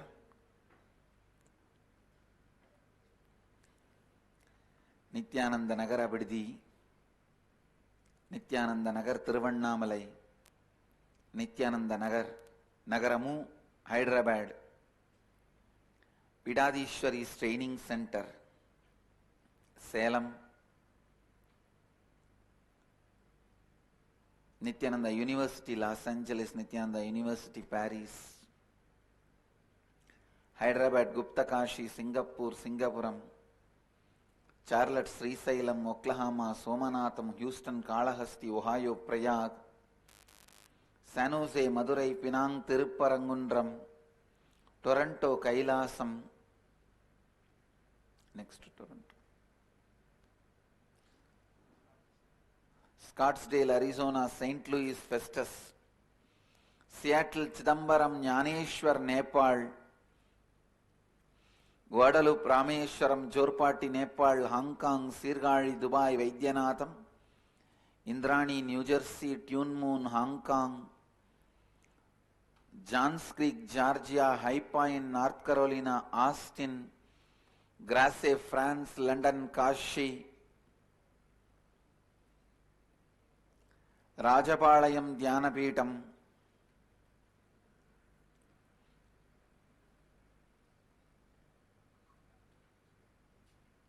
with this,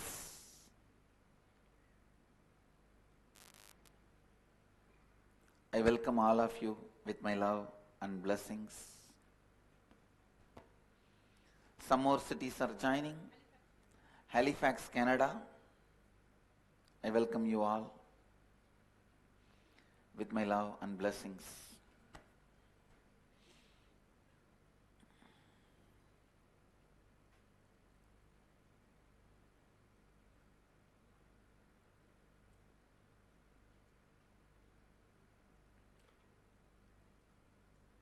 Today I will expand on living Advaita. Before entering into living Advaita, let's have darshan of Meenakshi. She is in the form of Digvijaya, going around the world and conquering it.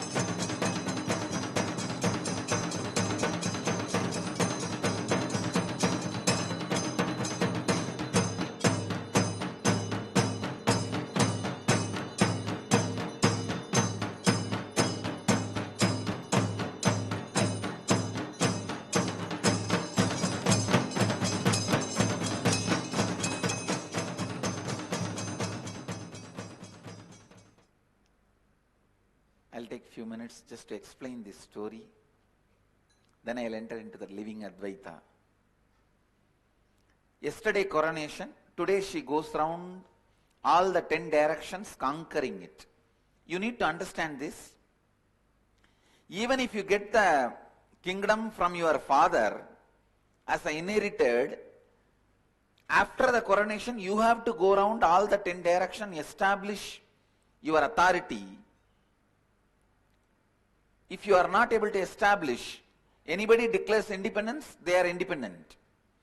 So whenever the kingdom moves from the father to son or daughter, even as inherited, they themselves have to go around and establish their authority. Means they have to prove their qualification. Just because of the family you cannot inherit. In India, till independence, it was not family inheritance. In Hindu tradition, just because your father was a king, you cannot be a king. Just because your family, you cannot become. You will have to establish your credibility. So, yesterday was the coronation, and today Devi goes round all the 10 direction and establishes her authority. By tomorrow morning sunrise, she reaches Kailasa and sees Mahadeva. The moment she sees Mahadeva, she conquers Nandi. Mahadeva has to come to fight with her directly. The moment she sees Mahadeva, she understands she is Ardhangini. The realization of the Ardhangini happens.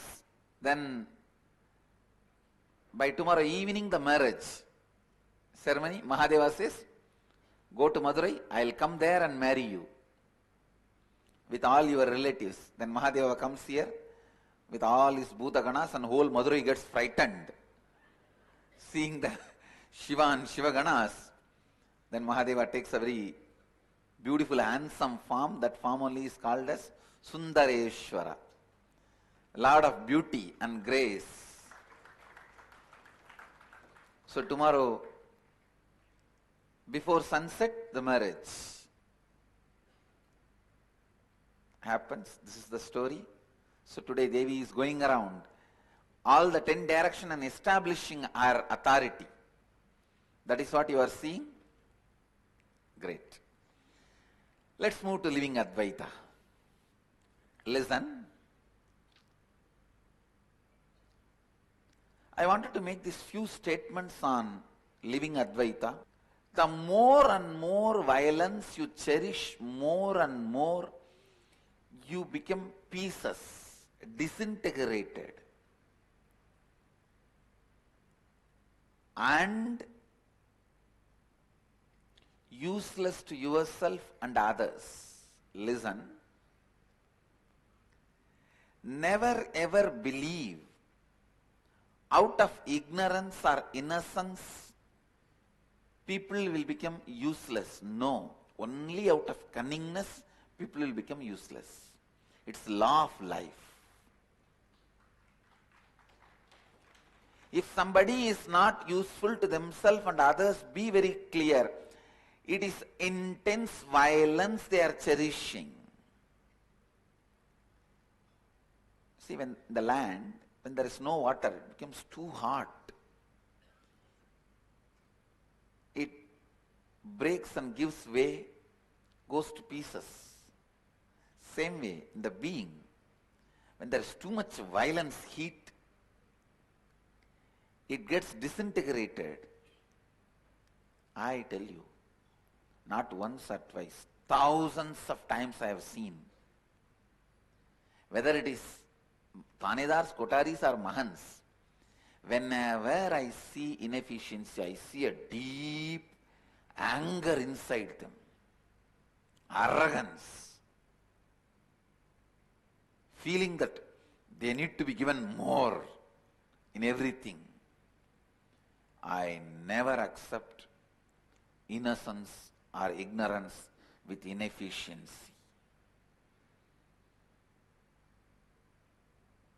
It is a deep violence and anger, arrogance.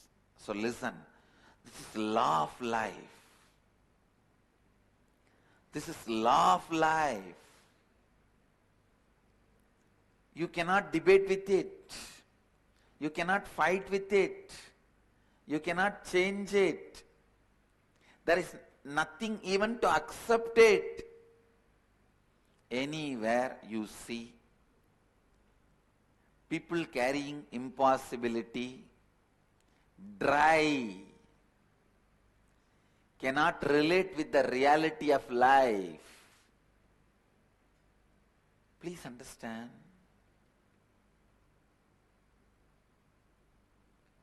Whenever you relate with the reality of life,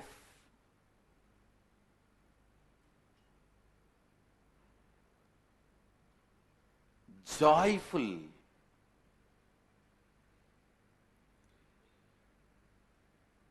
auspicious things simply happen around you. If the people around you see you, live around you, if they cannot celebrate your presence, you are completely infested with intense violence. Be very clear. People should be able to celebrate your presence. If people around you celebrate your presence, you are a sannyasi. Otherwise,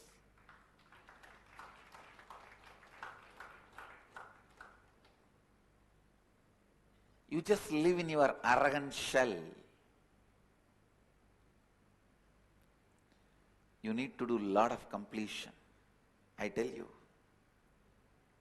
Please understand.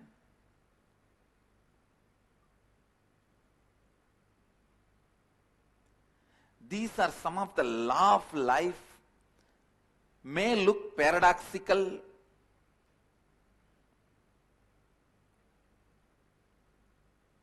but these are truths. Your body should celebrate your presence inside it. Your stomach should bless you after you give food. After food, if you are feeling tired, sleepy, your stomach is cursing you, feeling heavy, uncomfortable, be very clear. You are not eating for your body, you are eating for your tongue.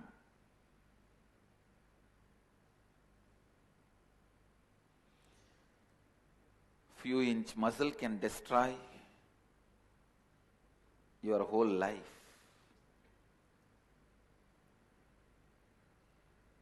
Your body should celebrate your presence in it. The people around you should celebrate your presence in their life.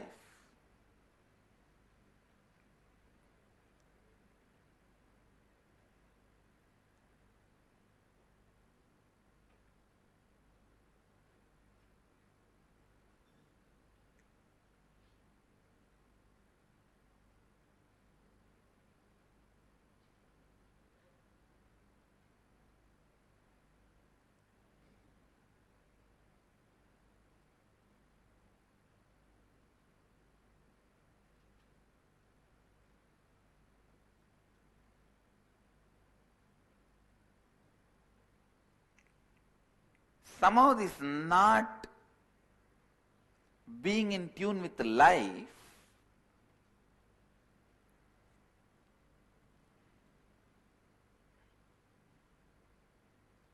is considered as one of the spiritual quality, or it is being tolerated. Please understand, you should not accumulate wealth immorally, adharmically, but if you are not able to generate whatever wealth you need to fulfill your mission, there is something seriously wrong in you. Your goal is not as you declared. There is a hypocrisy in it. There is a strong inauthenticity, cheating. I tell you, just if one body and one mind is integrated to one goal, cosmos can never say no, even if the goal is so-called wrong. If a body and mind is integrated to that goal, authentic to that goal, cosmos has to simply say Tatasthu.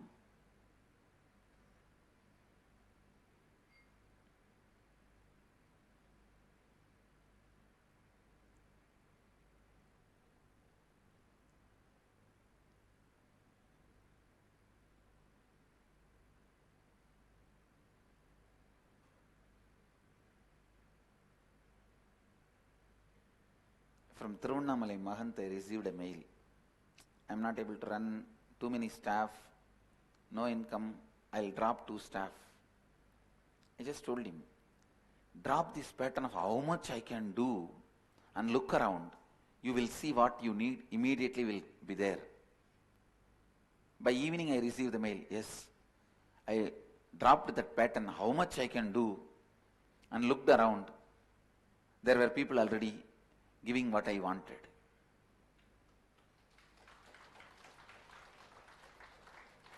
Understand the practical, what you call as practical problems are nothing but your arrogance, abusal behavior to life. Constantly imagining by retaining your arrogance and cunningness, incompletions, you can be successful. Understand, law of life does not work that way. It is only with completion, establishing yourself in the space of completion, anything great can express through you. Immediately we start thinking, no, there are millionaires, billionaires, are they all in completion or what? When they can all accumulate what they want, why not me?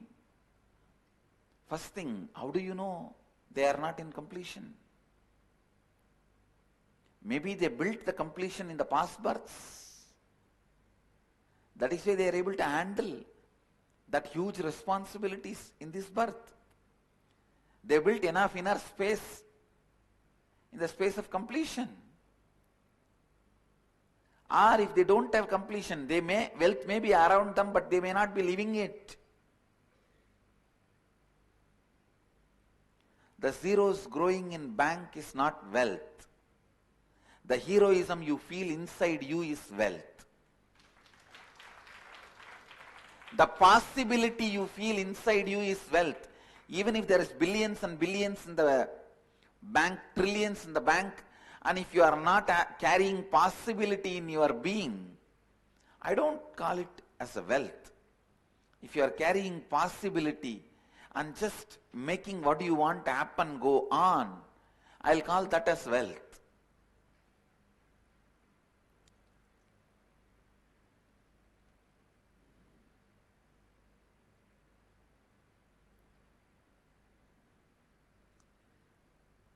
A deep down, the violence and arrogance you carry is responsible for keeping you away from people and happening. Understand, life is a great happening.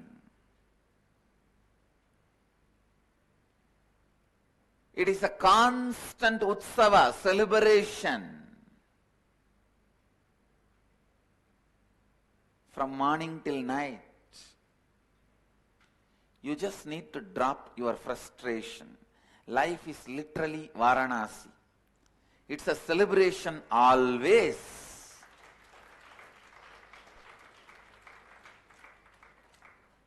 If you see the people coming in, it is fascinating. If you see the dust, they leave it and go, it is frustrating. Now it is your responsibility to remove all the frustrating things and make the place more and more fascinating. Same way in your life.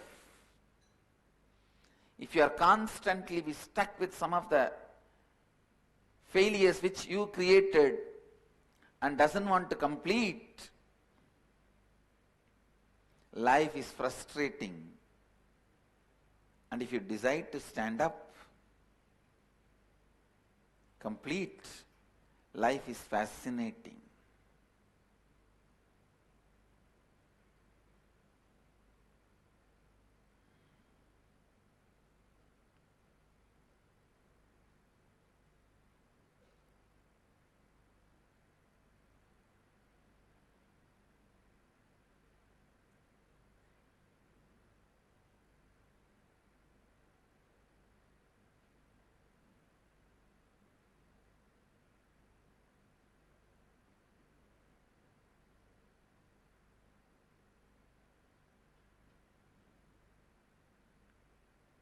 Understand?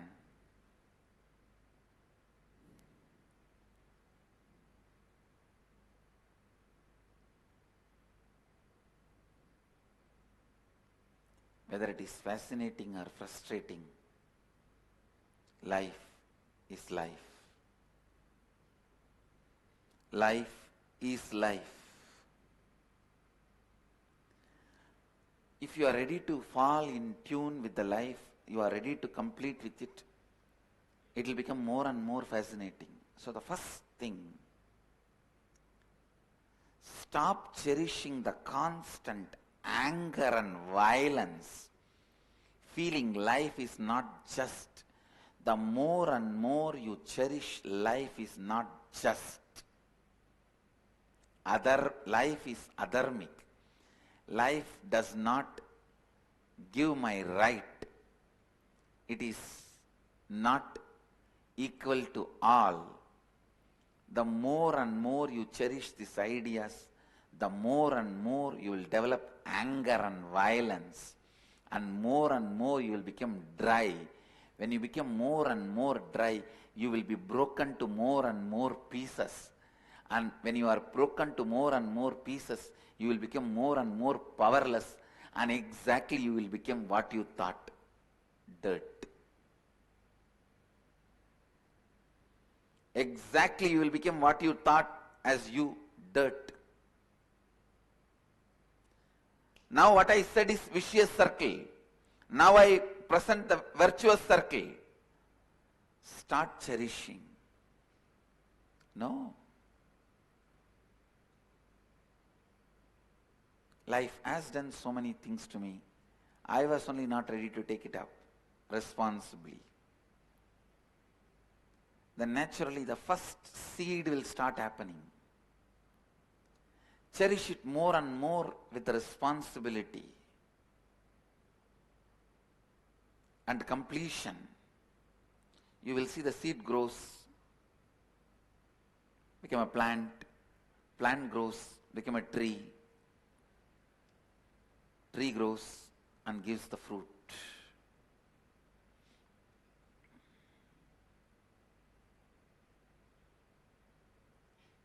The fruit tree delivers is living Advaita.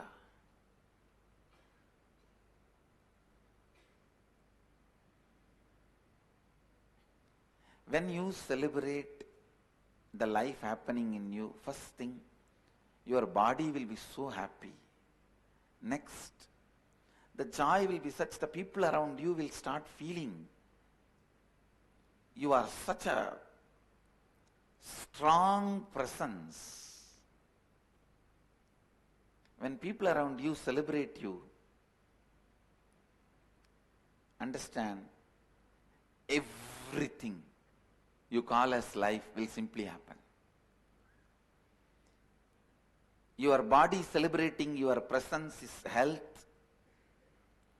People around you celebrating your presence is wealth, relationship, fulfillment, life, everything.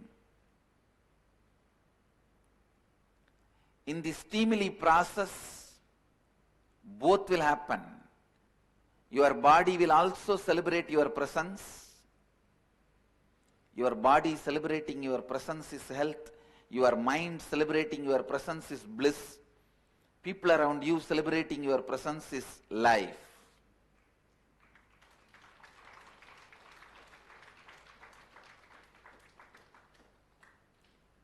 The stimuli process will teach you that. Wherever, whenever you are cherishing impossibility, first you need to do is dropping the violence, anger you carry inside you about life. Even if you think, how much I can do, then just die, that's all. Do you want that?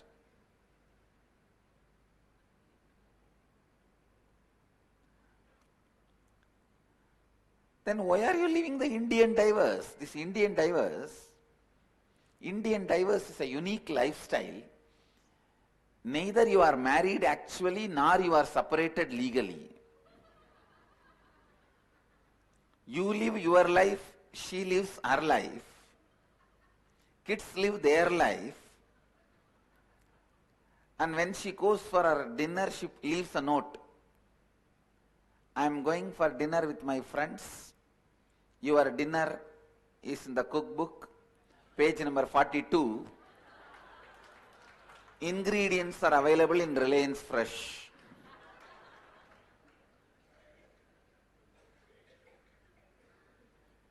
The Indian divers.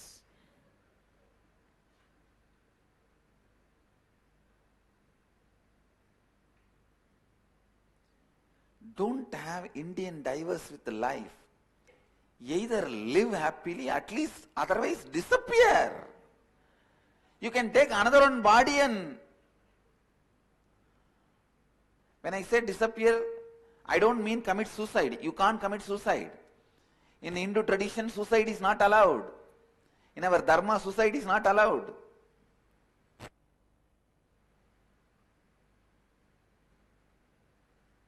Then the only way is, as long as you have the body, you have to live. You yourself don't have a right to destroy your body. Actually, there is no option. You just have to make it happen because you took the body.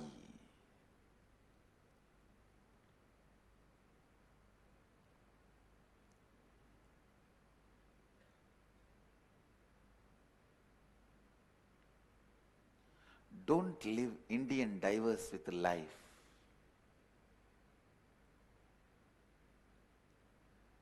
Understand? I just wanted to repeat this word.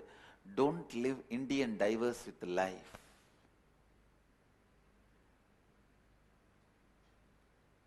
Now, if you are constantly nagging baby, who wants? Behave with life like a friend. You don't cry all the time to your friend. You know what kind of a face you should show to your friend. Show the same face to your own being.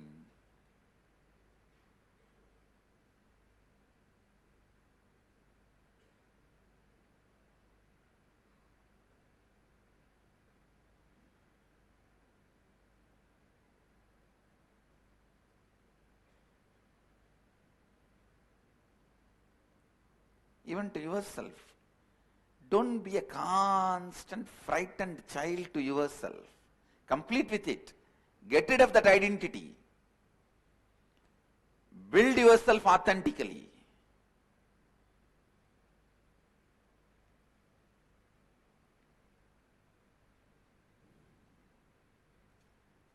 Don't constantly be a frightened baby.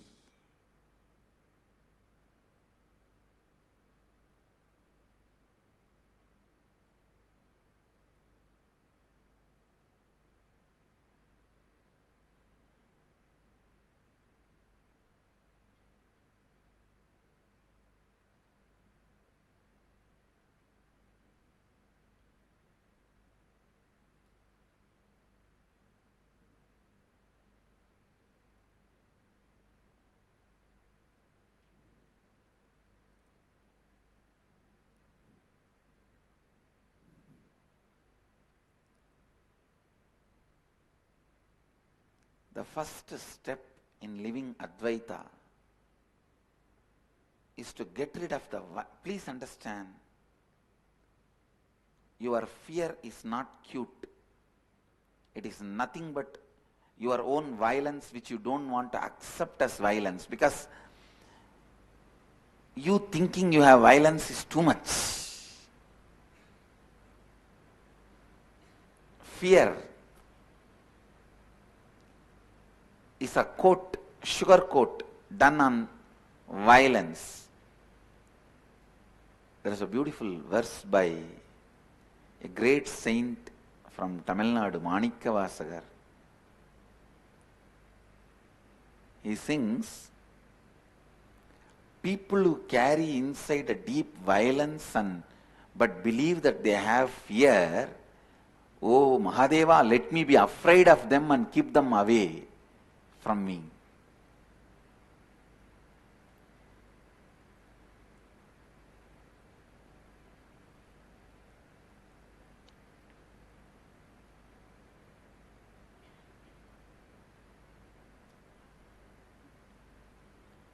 First, complete with that frightened child inside.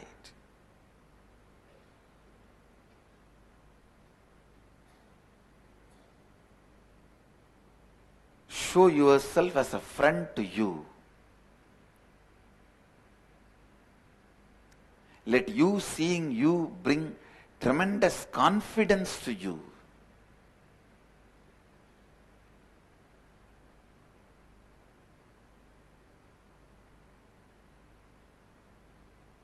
Even when you go to a temple, when you go to a God, Guru, the way you carry you and present you to them, they should feel you are the offering. You are offering to them, not that few banana and coconut. Who wants that? I see the person who brings, not what is brought. Nothing can be brought to me. Understand? Nothing can be brought to me. Neither I enjoy nor I lack. Neither I enjoy what is brought to me, nor I lack if I want anything. Please understand, I am making this statement with all my integrity and authenticity. Neither I enjoy what is brought, nor I lack if I want something. It is the person who brings, the being you bring, not even the body and the mind which brings. No. The being which brings.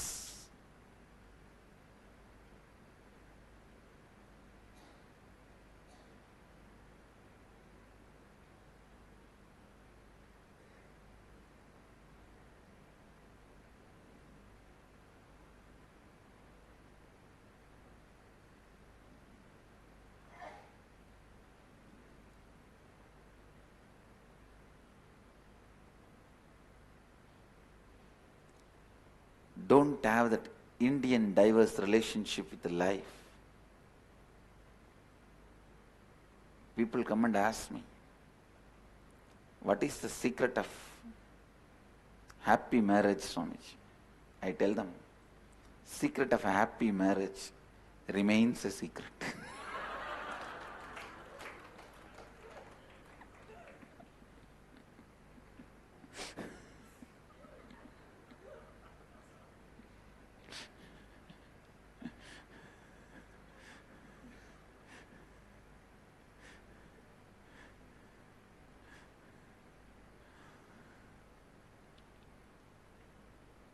Listen.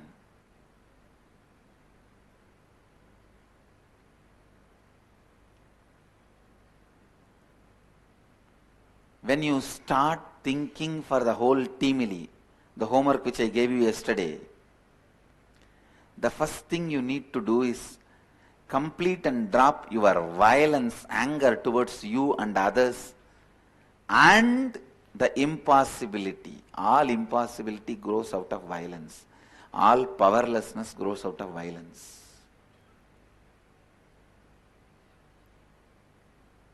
And don't think your tantrums are going to be treated by life as cute. No.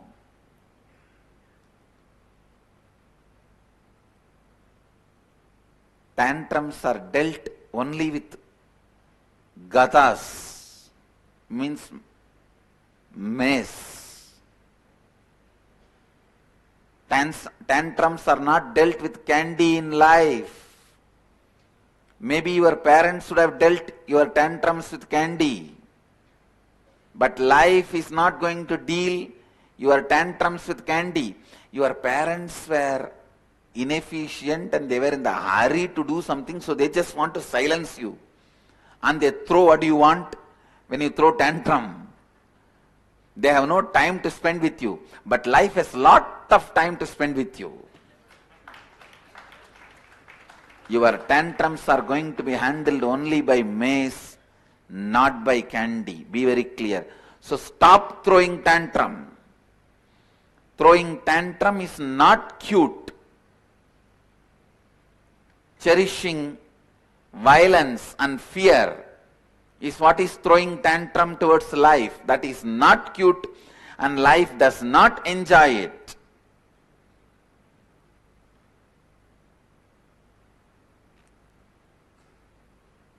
Complete with it and decide to cause the reality of your timely.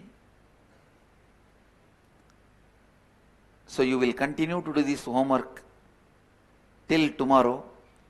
Yesterday I gave you this homework. I gave you 48 hours time. So till tomorrow's satsang, you will continue to do this homework. This homework is not for the IA participants. IA participants, I am guiding you through the inner awakening session. You don't get confused. This is for the satsangis. Satsangis are a group of people, devotees who are attending the satsang every day. Actually, without even attending IA, I am leading them also into the same living Advaita process by small processes, step by step. So with this, the punchline of today's satsang.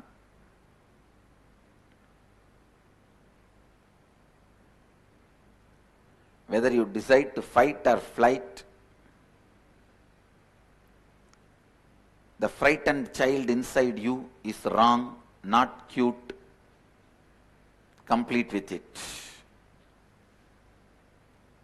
Your tantrum towards life is not going to be handled with candy.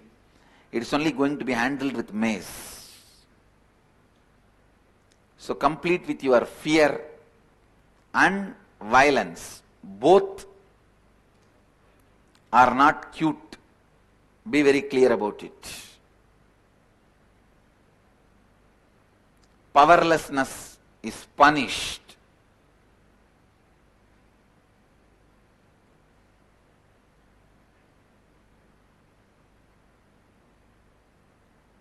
So be very clear.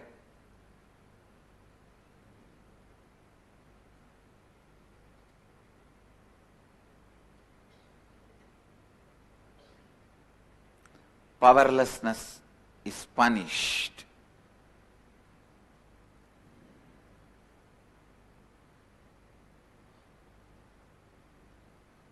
So complete it. In life, law of life, powerlessness is not helped, sympathized, empathized. It is punished. You are given the knowledge to get out of powerlessness. If you are not ready to apply and use it and get out, you are punished.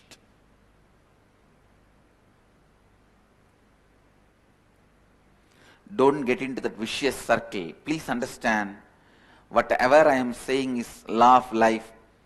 Whether you give the title, it is bad, it is good, nobody is there to receive the title, because life is you. Any title you give, you can paste it on your forehead, because the title belongs to you. Any title you want to give for life, good or bad, right or wrong, just or unjust, please stick it on your forehead.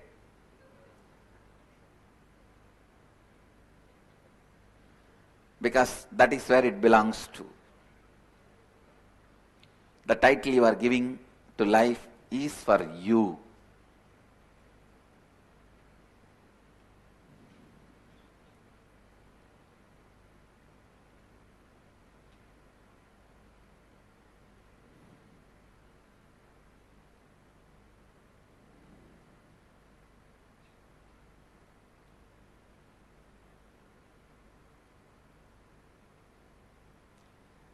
Just understand the simple truths of life and tune yourself to it. That's all. Nityananda Dhyanapitham, Nityananda Nagar, off Mysore Road, Bidadi, Bengaluru. Phone 08027279999. www.nityananda.org, www.youtube.com/lifeblissfoundation.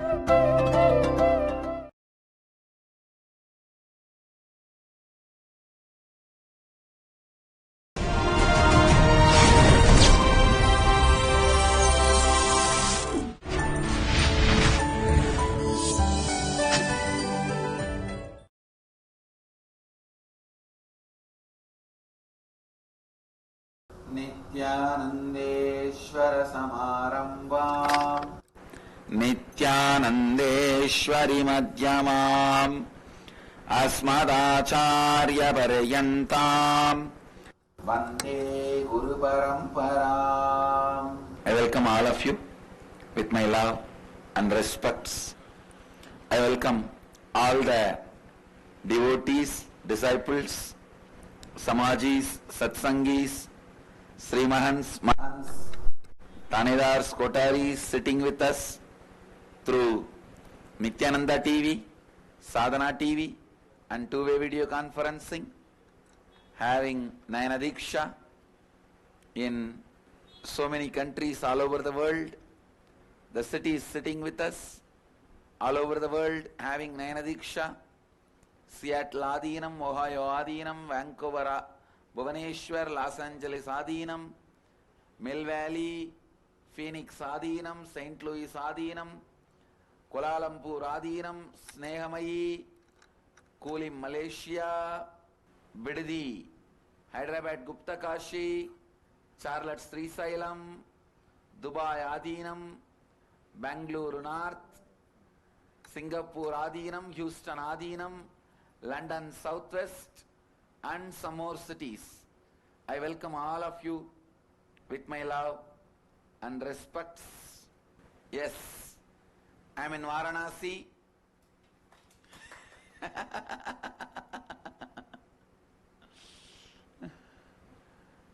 The one statement I can make, Varanasi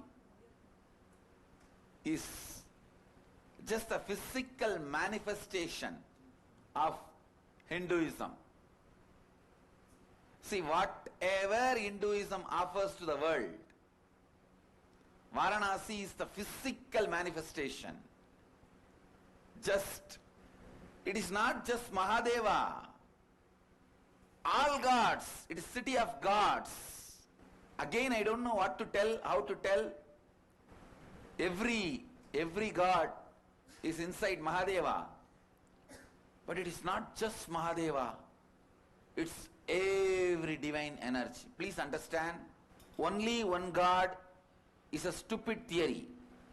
There is only God is a reality. Only one God is stupid theory. There is only God is reality. Understand, there is a difference between these two statements. As long as you see many things, there are many gods, because everything is God. When you start seeing only one thing, that one thing is God,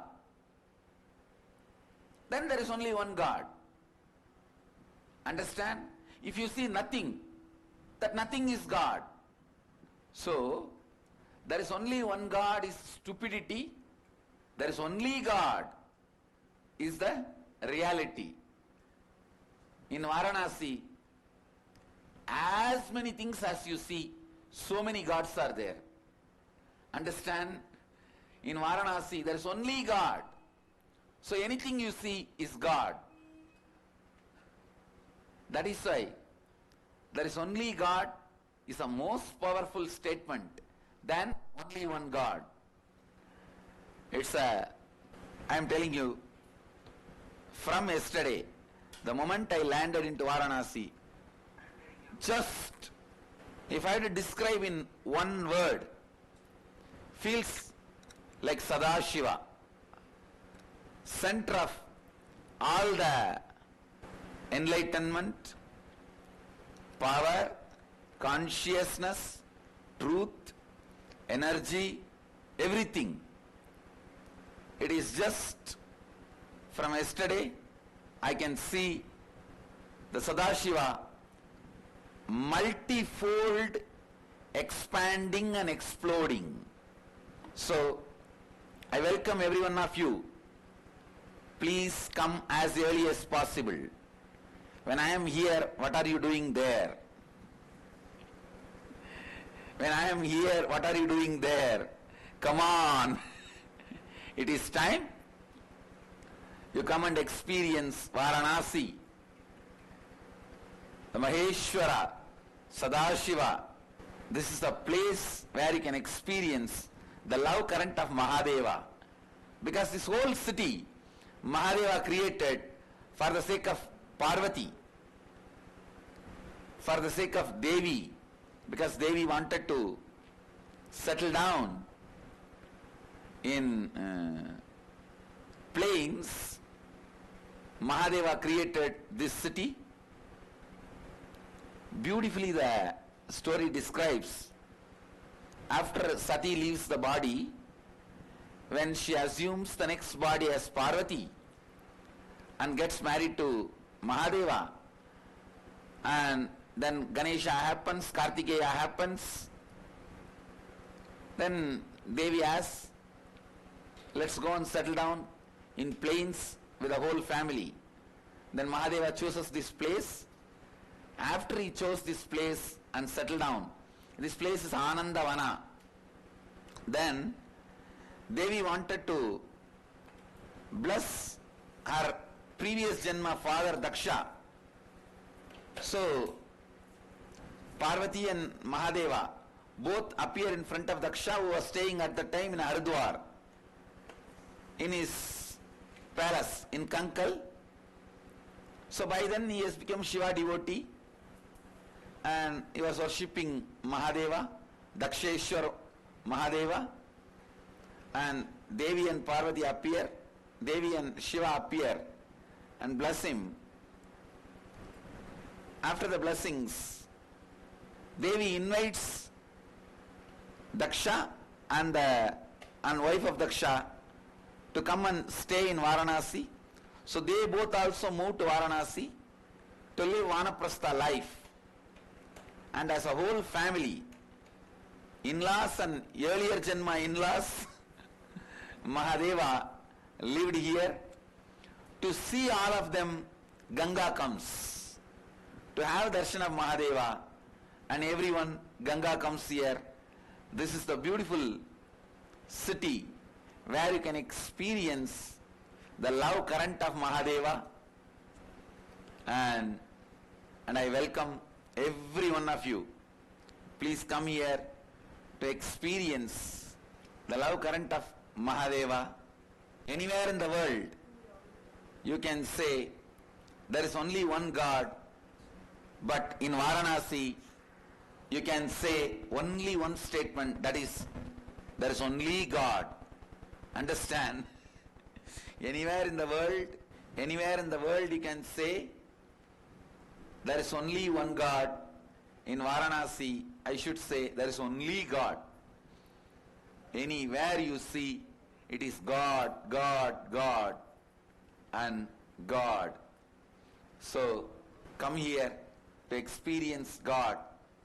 Anything can be given up to experience Varanasi, but nothing should come in between you and experiencing Varanasi. Ganga here is love current of Mahadeva.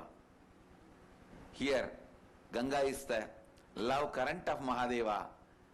She is not just flowing away from Mahadeva, she is flowing on Mahadeva in Varanasi. She is flowing on Mahadeva in Varanasi. Varanasi, Ganga. I have no words and nothing much to speak. Just my big smile, only that speaks, that can speak volumes about Varanasi. Whatever I want to say is already expressing through my wide smile. See, when you guys see me physically, how you have the wide big smile on your face, which is uncontrollable. That is exactly I am going through now. So that's all I can say. So I bless you all. Let you all radiate with integrity, authenticity, responsibility, enriching causing, living Advaita, the eternal bliss, Nityananda. Thank you. Be blissful. Nityananda Dhyanapeetham, Nityananda Nagar, off Mysore Road, Bidadi, Bengaluru. Phone 08027279999. www.nityananda.org, www.youtube.com/lifeblissfoundation.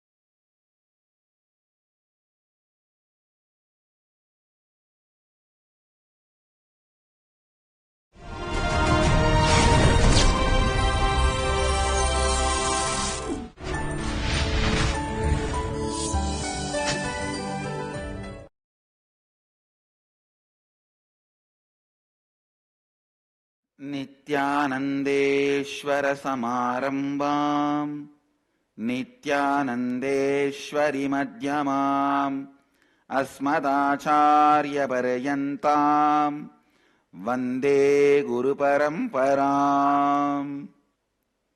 I welcome all the devotees, disciples, samajis, satsangis, Srimahans, Mahans, Tanedars, Kotaris, Sri Mahans,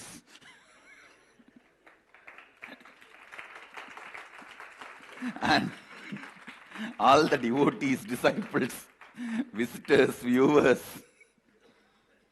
sitting with us in Anandavana, Varanasi, and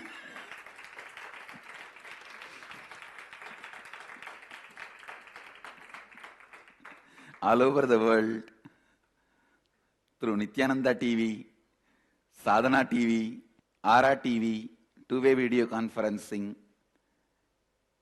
in many centers having Nayanadiksha, cities sitting with us in two-way video conferencing, having Nayanadiksha,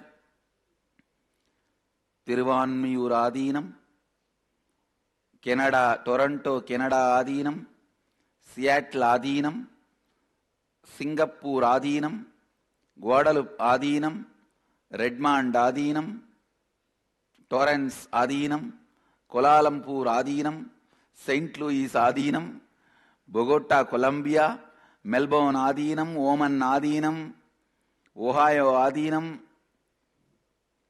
Guadalupe Adinam, San Jose Adinam, Houston Adinam, Singapore Adinam, Sun Prairie, Wisconsin, Rajabalayam Adinam, London Southwest, Tirunelveli, Bangalore North, Hyderabad Adinam, and some more cities. I welcome all of you with my love and blessings. Listen.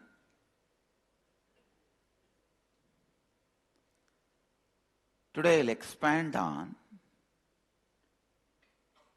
the subject matter of Kathopanishad, death. How constant dying, which is happening in all of us, if it is approached violently,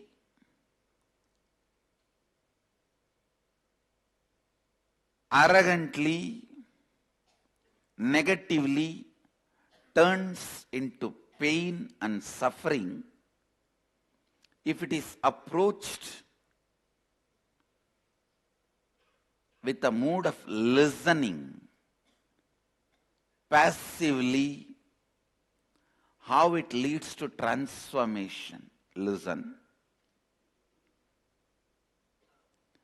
By your very nature, you are living consciousness. How much ever you try to frame you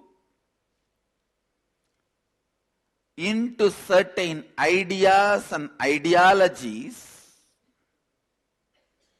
for the sake of convenience of your everyday life, please understand, if there is a fire in this hall, you have to run out. This frame is perfect to have. If there is an earthquake, you need to leave the hall, go to open space. This framework is perfect to have. Nothing wrong in it. These frameworks, rules, understandings, regulations are good to have in the outer world. Like you will sleep only in your house. These are all good to have, but it is so unfortunate you start putting the framework for you inside. Like first time when I felt powerless at the age of 7, how I responded, I will respond the same way till the age of 79, whenever I feel powerless, is a bad framework. Listen, understand the difference. If there is a fire, you need to run out of this hall. It's a good framework to have. Nothing wrong with it. If there is an earthquake, you need to leave this hall. It's a good framework to have. As far as the outer world is concerned, the frameworks are okay because matter functions based on dead decisions and frameworks.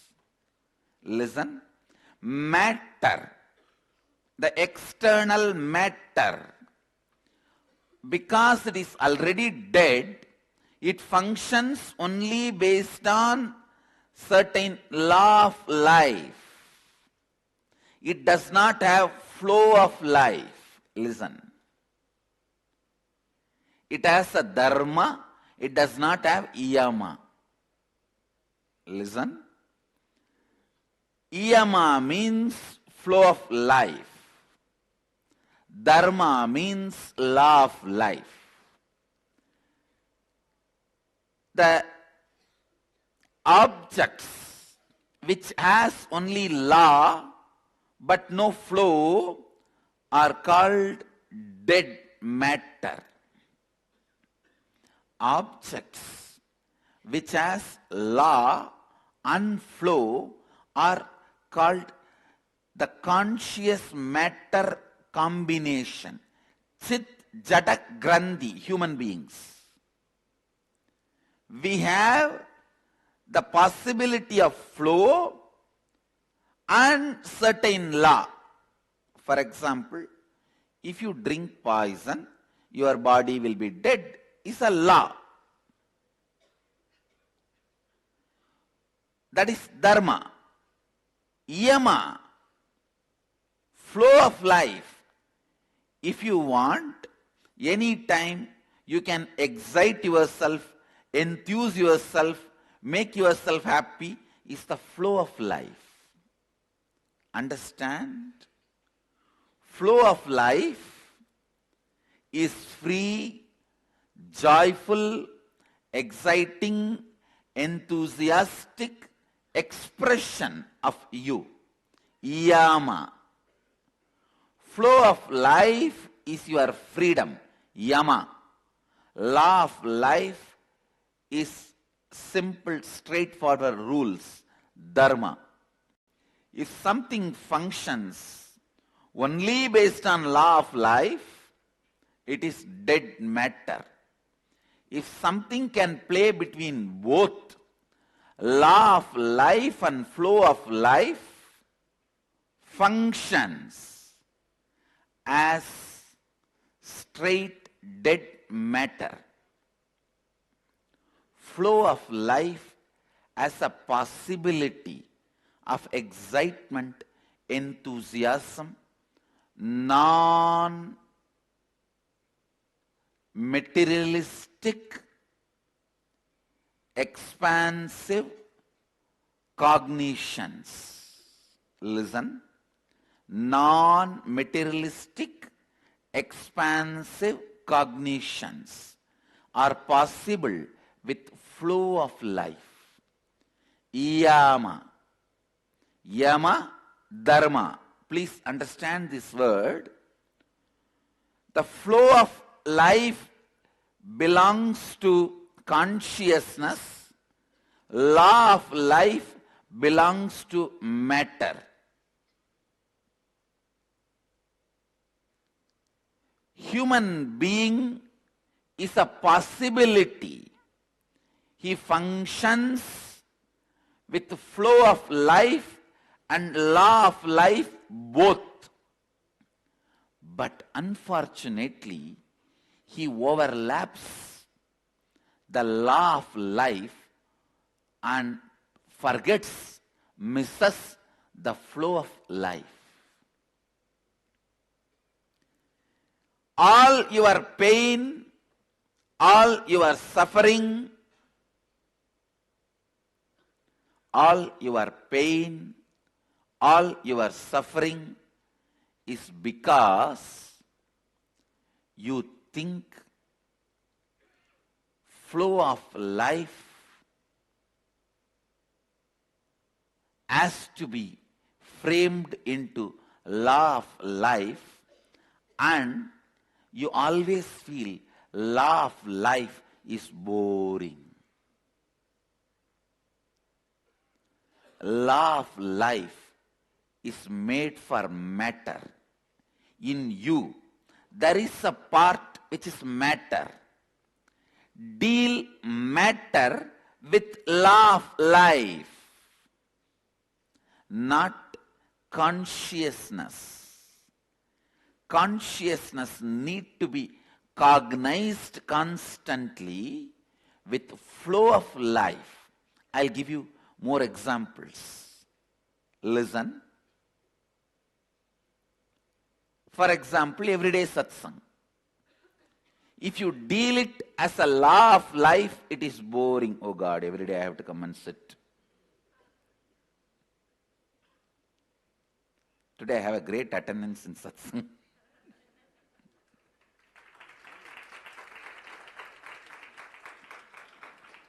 But instead, if you look, no, it is not same every day. Every day, the new cognition, inspiration, understanding is happening in me. Then the same satsang becomes flow of life, not law of life.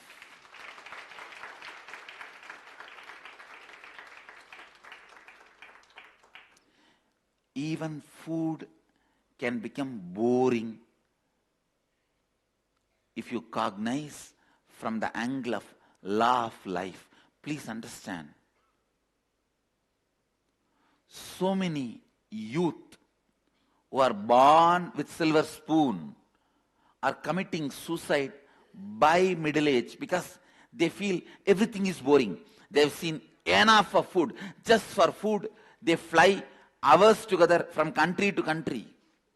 They have seen enough of liquor, enough of drugs, enough of women, enough of everything. They feel bored. What to do? Let's do something new. Commit suicide. No, really it is happening. Some places where you are not courageous enough to commit suicide, just fall into depression. Law of life, good, as far as you deal the matter. But if you project that on the consciousness, it makes life bored.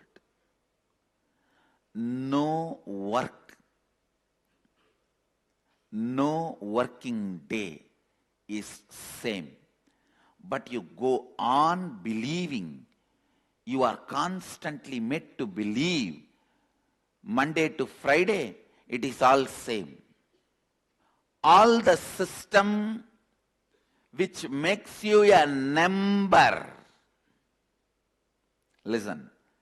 All the system which makes you a number tries to put you just into the law of life, dharma, is making you forget the flow of life, yama. Understand? I am revealing the definitions of yama, flow of life, dharma, law of life, the sacred secrets related to both directly from Akashic records. Why is office boring? Why is work boring? Why is work tiring? Because you wrongly cognize and you are made to cognize it is all same. It is law of life. No, never this throne is same for me second day. Understand, every day it is new for me. Every day it is new for me. Every day you are new for me. Every day I am new for me. Every day what I am uttering is new for me. Celebration comes from Yama, understanding the flow of life. Not just by Dharma. Understanding law of life. Understanding law of life is great. It makes things easy. Like I gave the example, if there is a fire, you have to run out of this hall. If there is an earthquake, you need to move out of this hall. This is the Dharma, law of life. It is good as far as things of matter is concerned. Dealing with the matter is concerned. But it is unfortunate. Unconsciousness of the people and society makes you think and feel even your life is law of life, Dharma. No, it is flow of life, Yama.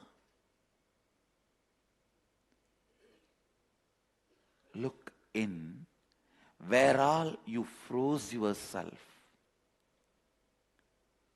Break all those frozen parts of you. That is what is staring at death. Thou shalt not freeze your life by mistaking Yama into Dharma. Thou shalt not make your life boring by bringing the Dharma into the space where you need to have Yama. Please understand, Yama is like flowing of the river. Dharma is like water flowing in the canal.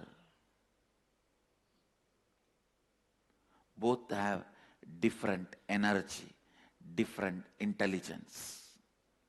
Water flowing in the canal, you can never make sure or guarantee it will reach the ocean. Water flowing as river, you can guarantee it may be in any country. It will reach its goal. Yama, society feels frightened about the people who are flowing. Individual feels frightened about the people who are framing him into law. Understand, both groups are having wrong understandings. The orthodox group which tries to frame an individual, the rebels who try to break the whole society, both are stupid. That is why never both systems were successful on the planet Earth. Neither orthodoxy nor rebellious people will ever be successful. It can be at the most overpowering each other at particular time, conquering each other at particular time, but not victory, winning over. You need to understand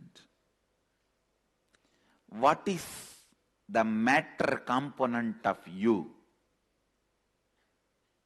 What is living component of you? What is matter component of you?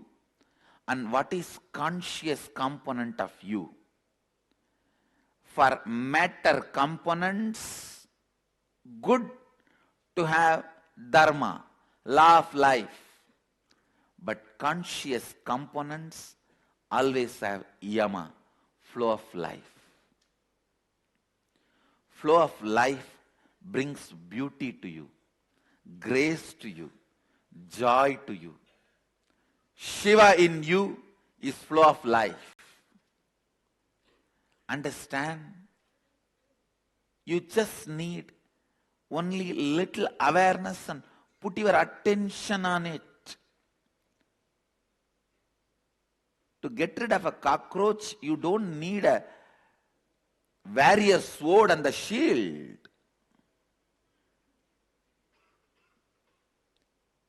You just need a light.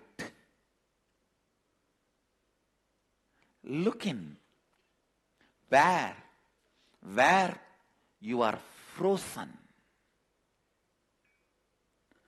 Where you are feeling tired, bored, dull.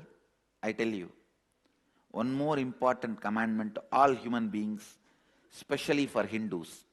Thou shalt not feel bored. Thou shalt not be tired.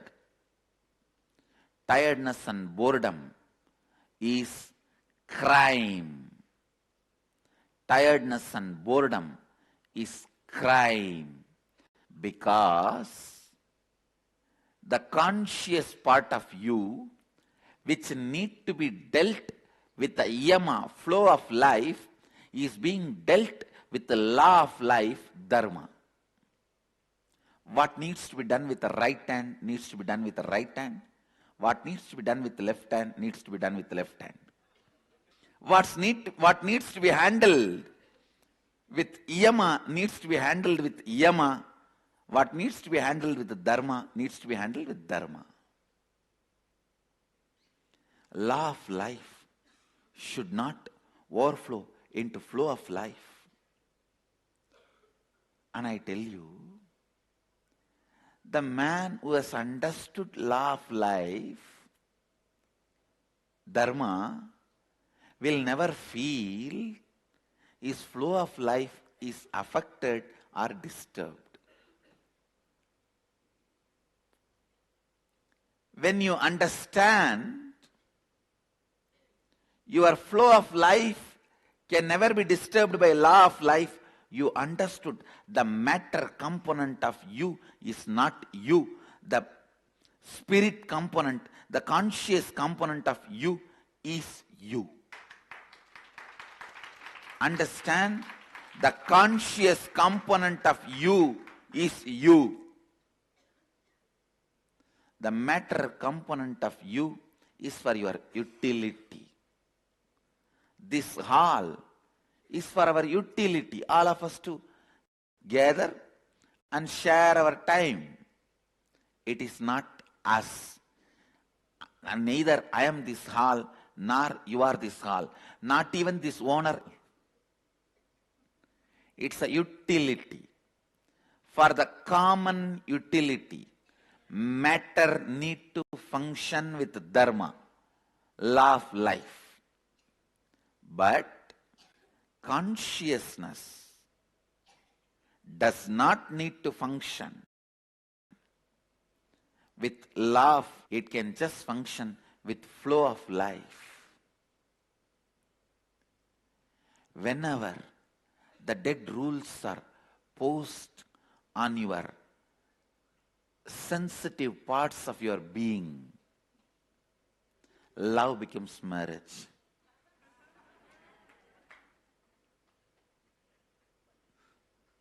Life becomes boring. Spirit itself needs some spirit to get spirited. Spirit itself needs some spirit to get spirited. Understand, boredom is one of the biggest crime done to individual consciousness. Boredom is one of the biggest crime done to individuals by the collective society. And the worst crime is trying to give foolish solutions for the foolishly created boredom, the so-called entertainment industry. Understand? Instead of solving the problem in the root, for example, you are having a nightmare, the 10 tigers are chasing you. 11 lions are attacking you. An anaconda is running behind you. In the dream, you are running. In your bed itself, you are coming, anaconda is, lion is coming. If somebody brings and gives you AK-47, 59 and tells you, you don't know whether he will shoot himself or you. Wow, I am giving, so that he can throw that and run away from all the animals chasing him. Stupid you are. That is exactly society is doing to you.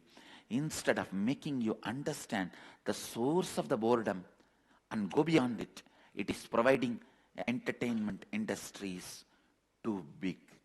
Listen, don't live in a village where there is no temple. Don't live in a place where there is too much of entertainment. If there is too much of entertainment, be very clear, those places. Entertainment industries are nothing but antidote for violence. I tell you, the real antidote for violence is understanding the source of it and going beyond. These entertainment industries, because they have diverted human beings from violence, the external boredom, they think they're becoming creative, and finally pushing them into fantasies, fantastic violences. Hero hit somebody and 200 people are with a bare hand. The people attacking him are all. Is it not a violent fantasy or fantasy-based violence? And Tamil movie, God. A villain will be going in the flight, hero going in the blood, and he will catch it. He will catch the villain. And the villain will be, he will follow a flight who was driving few minutes, bullock cart who doesn't know anything.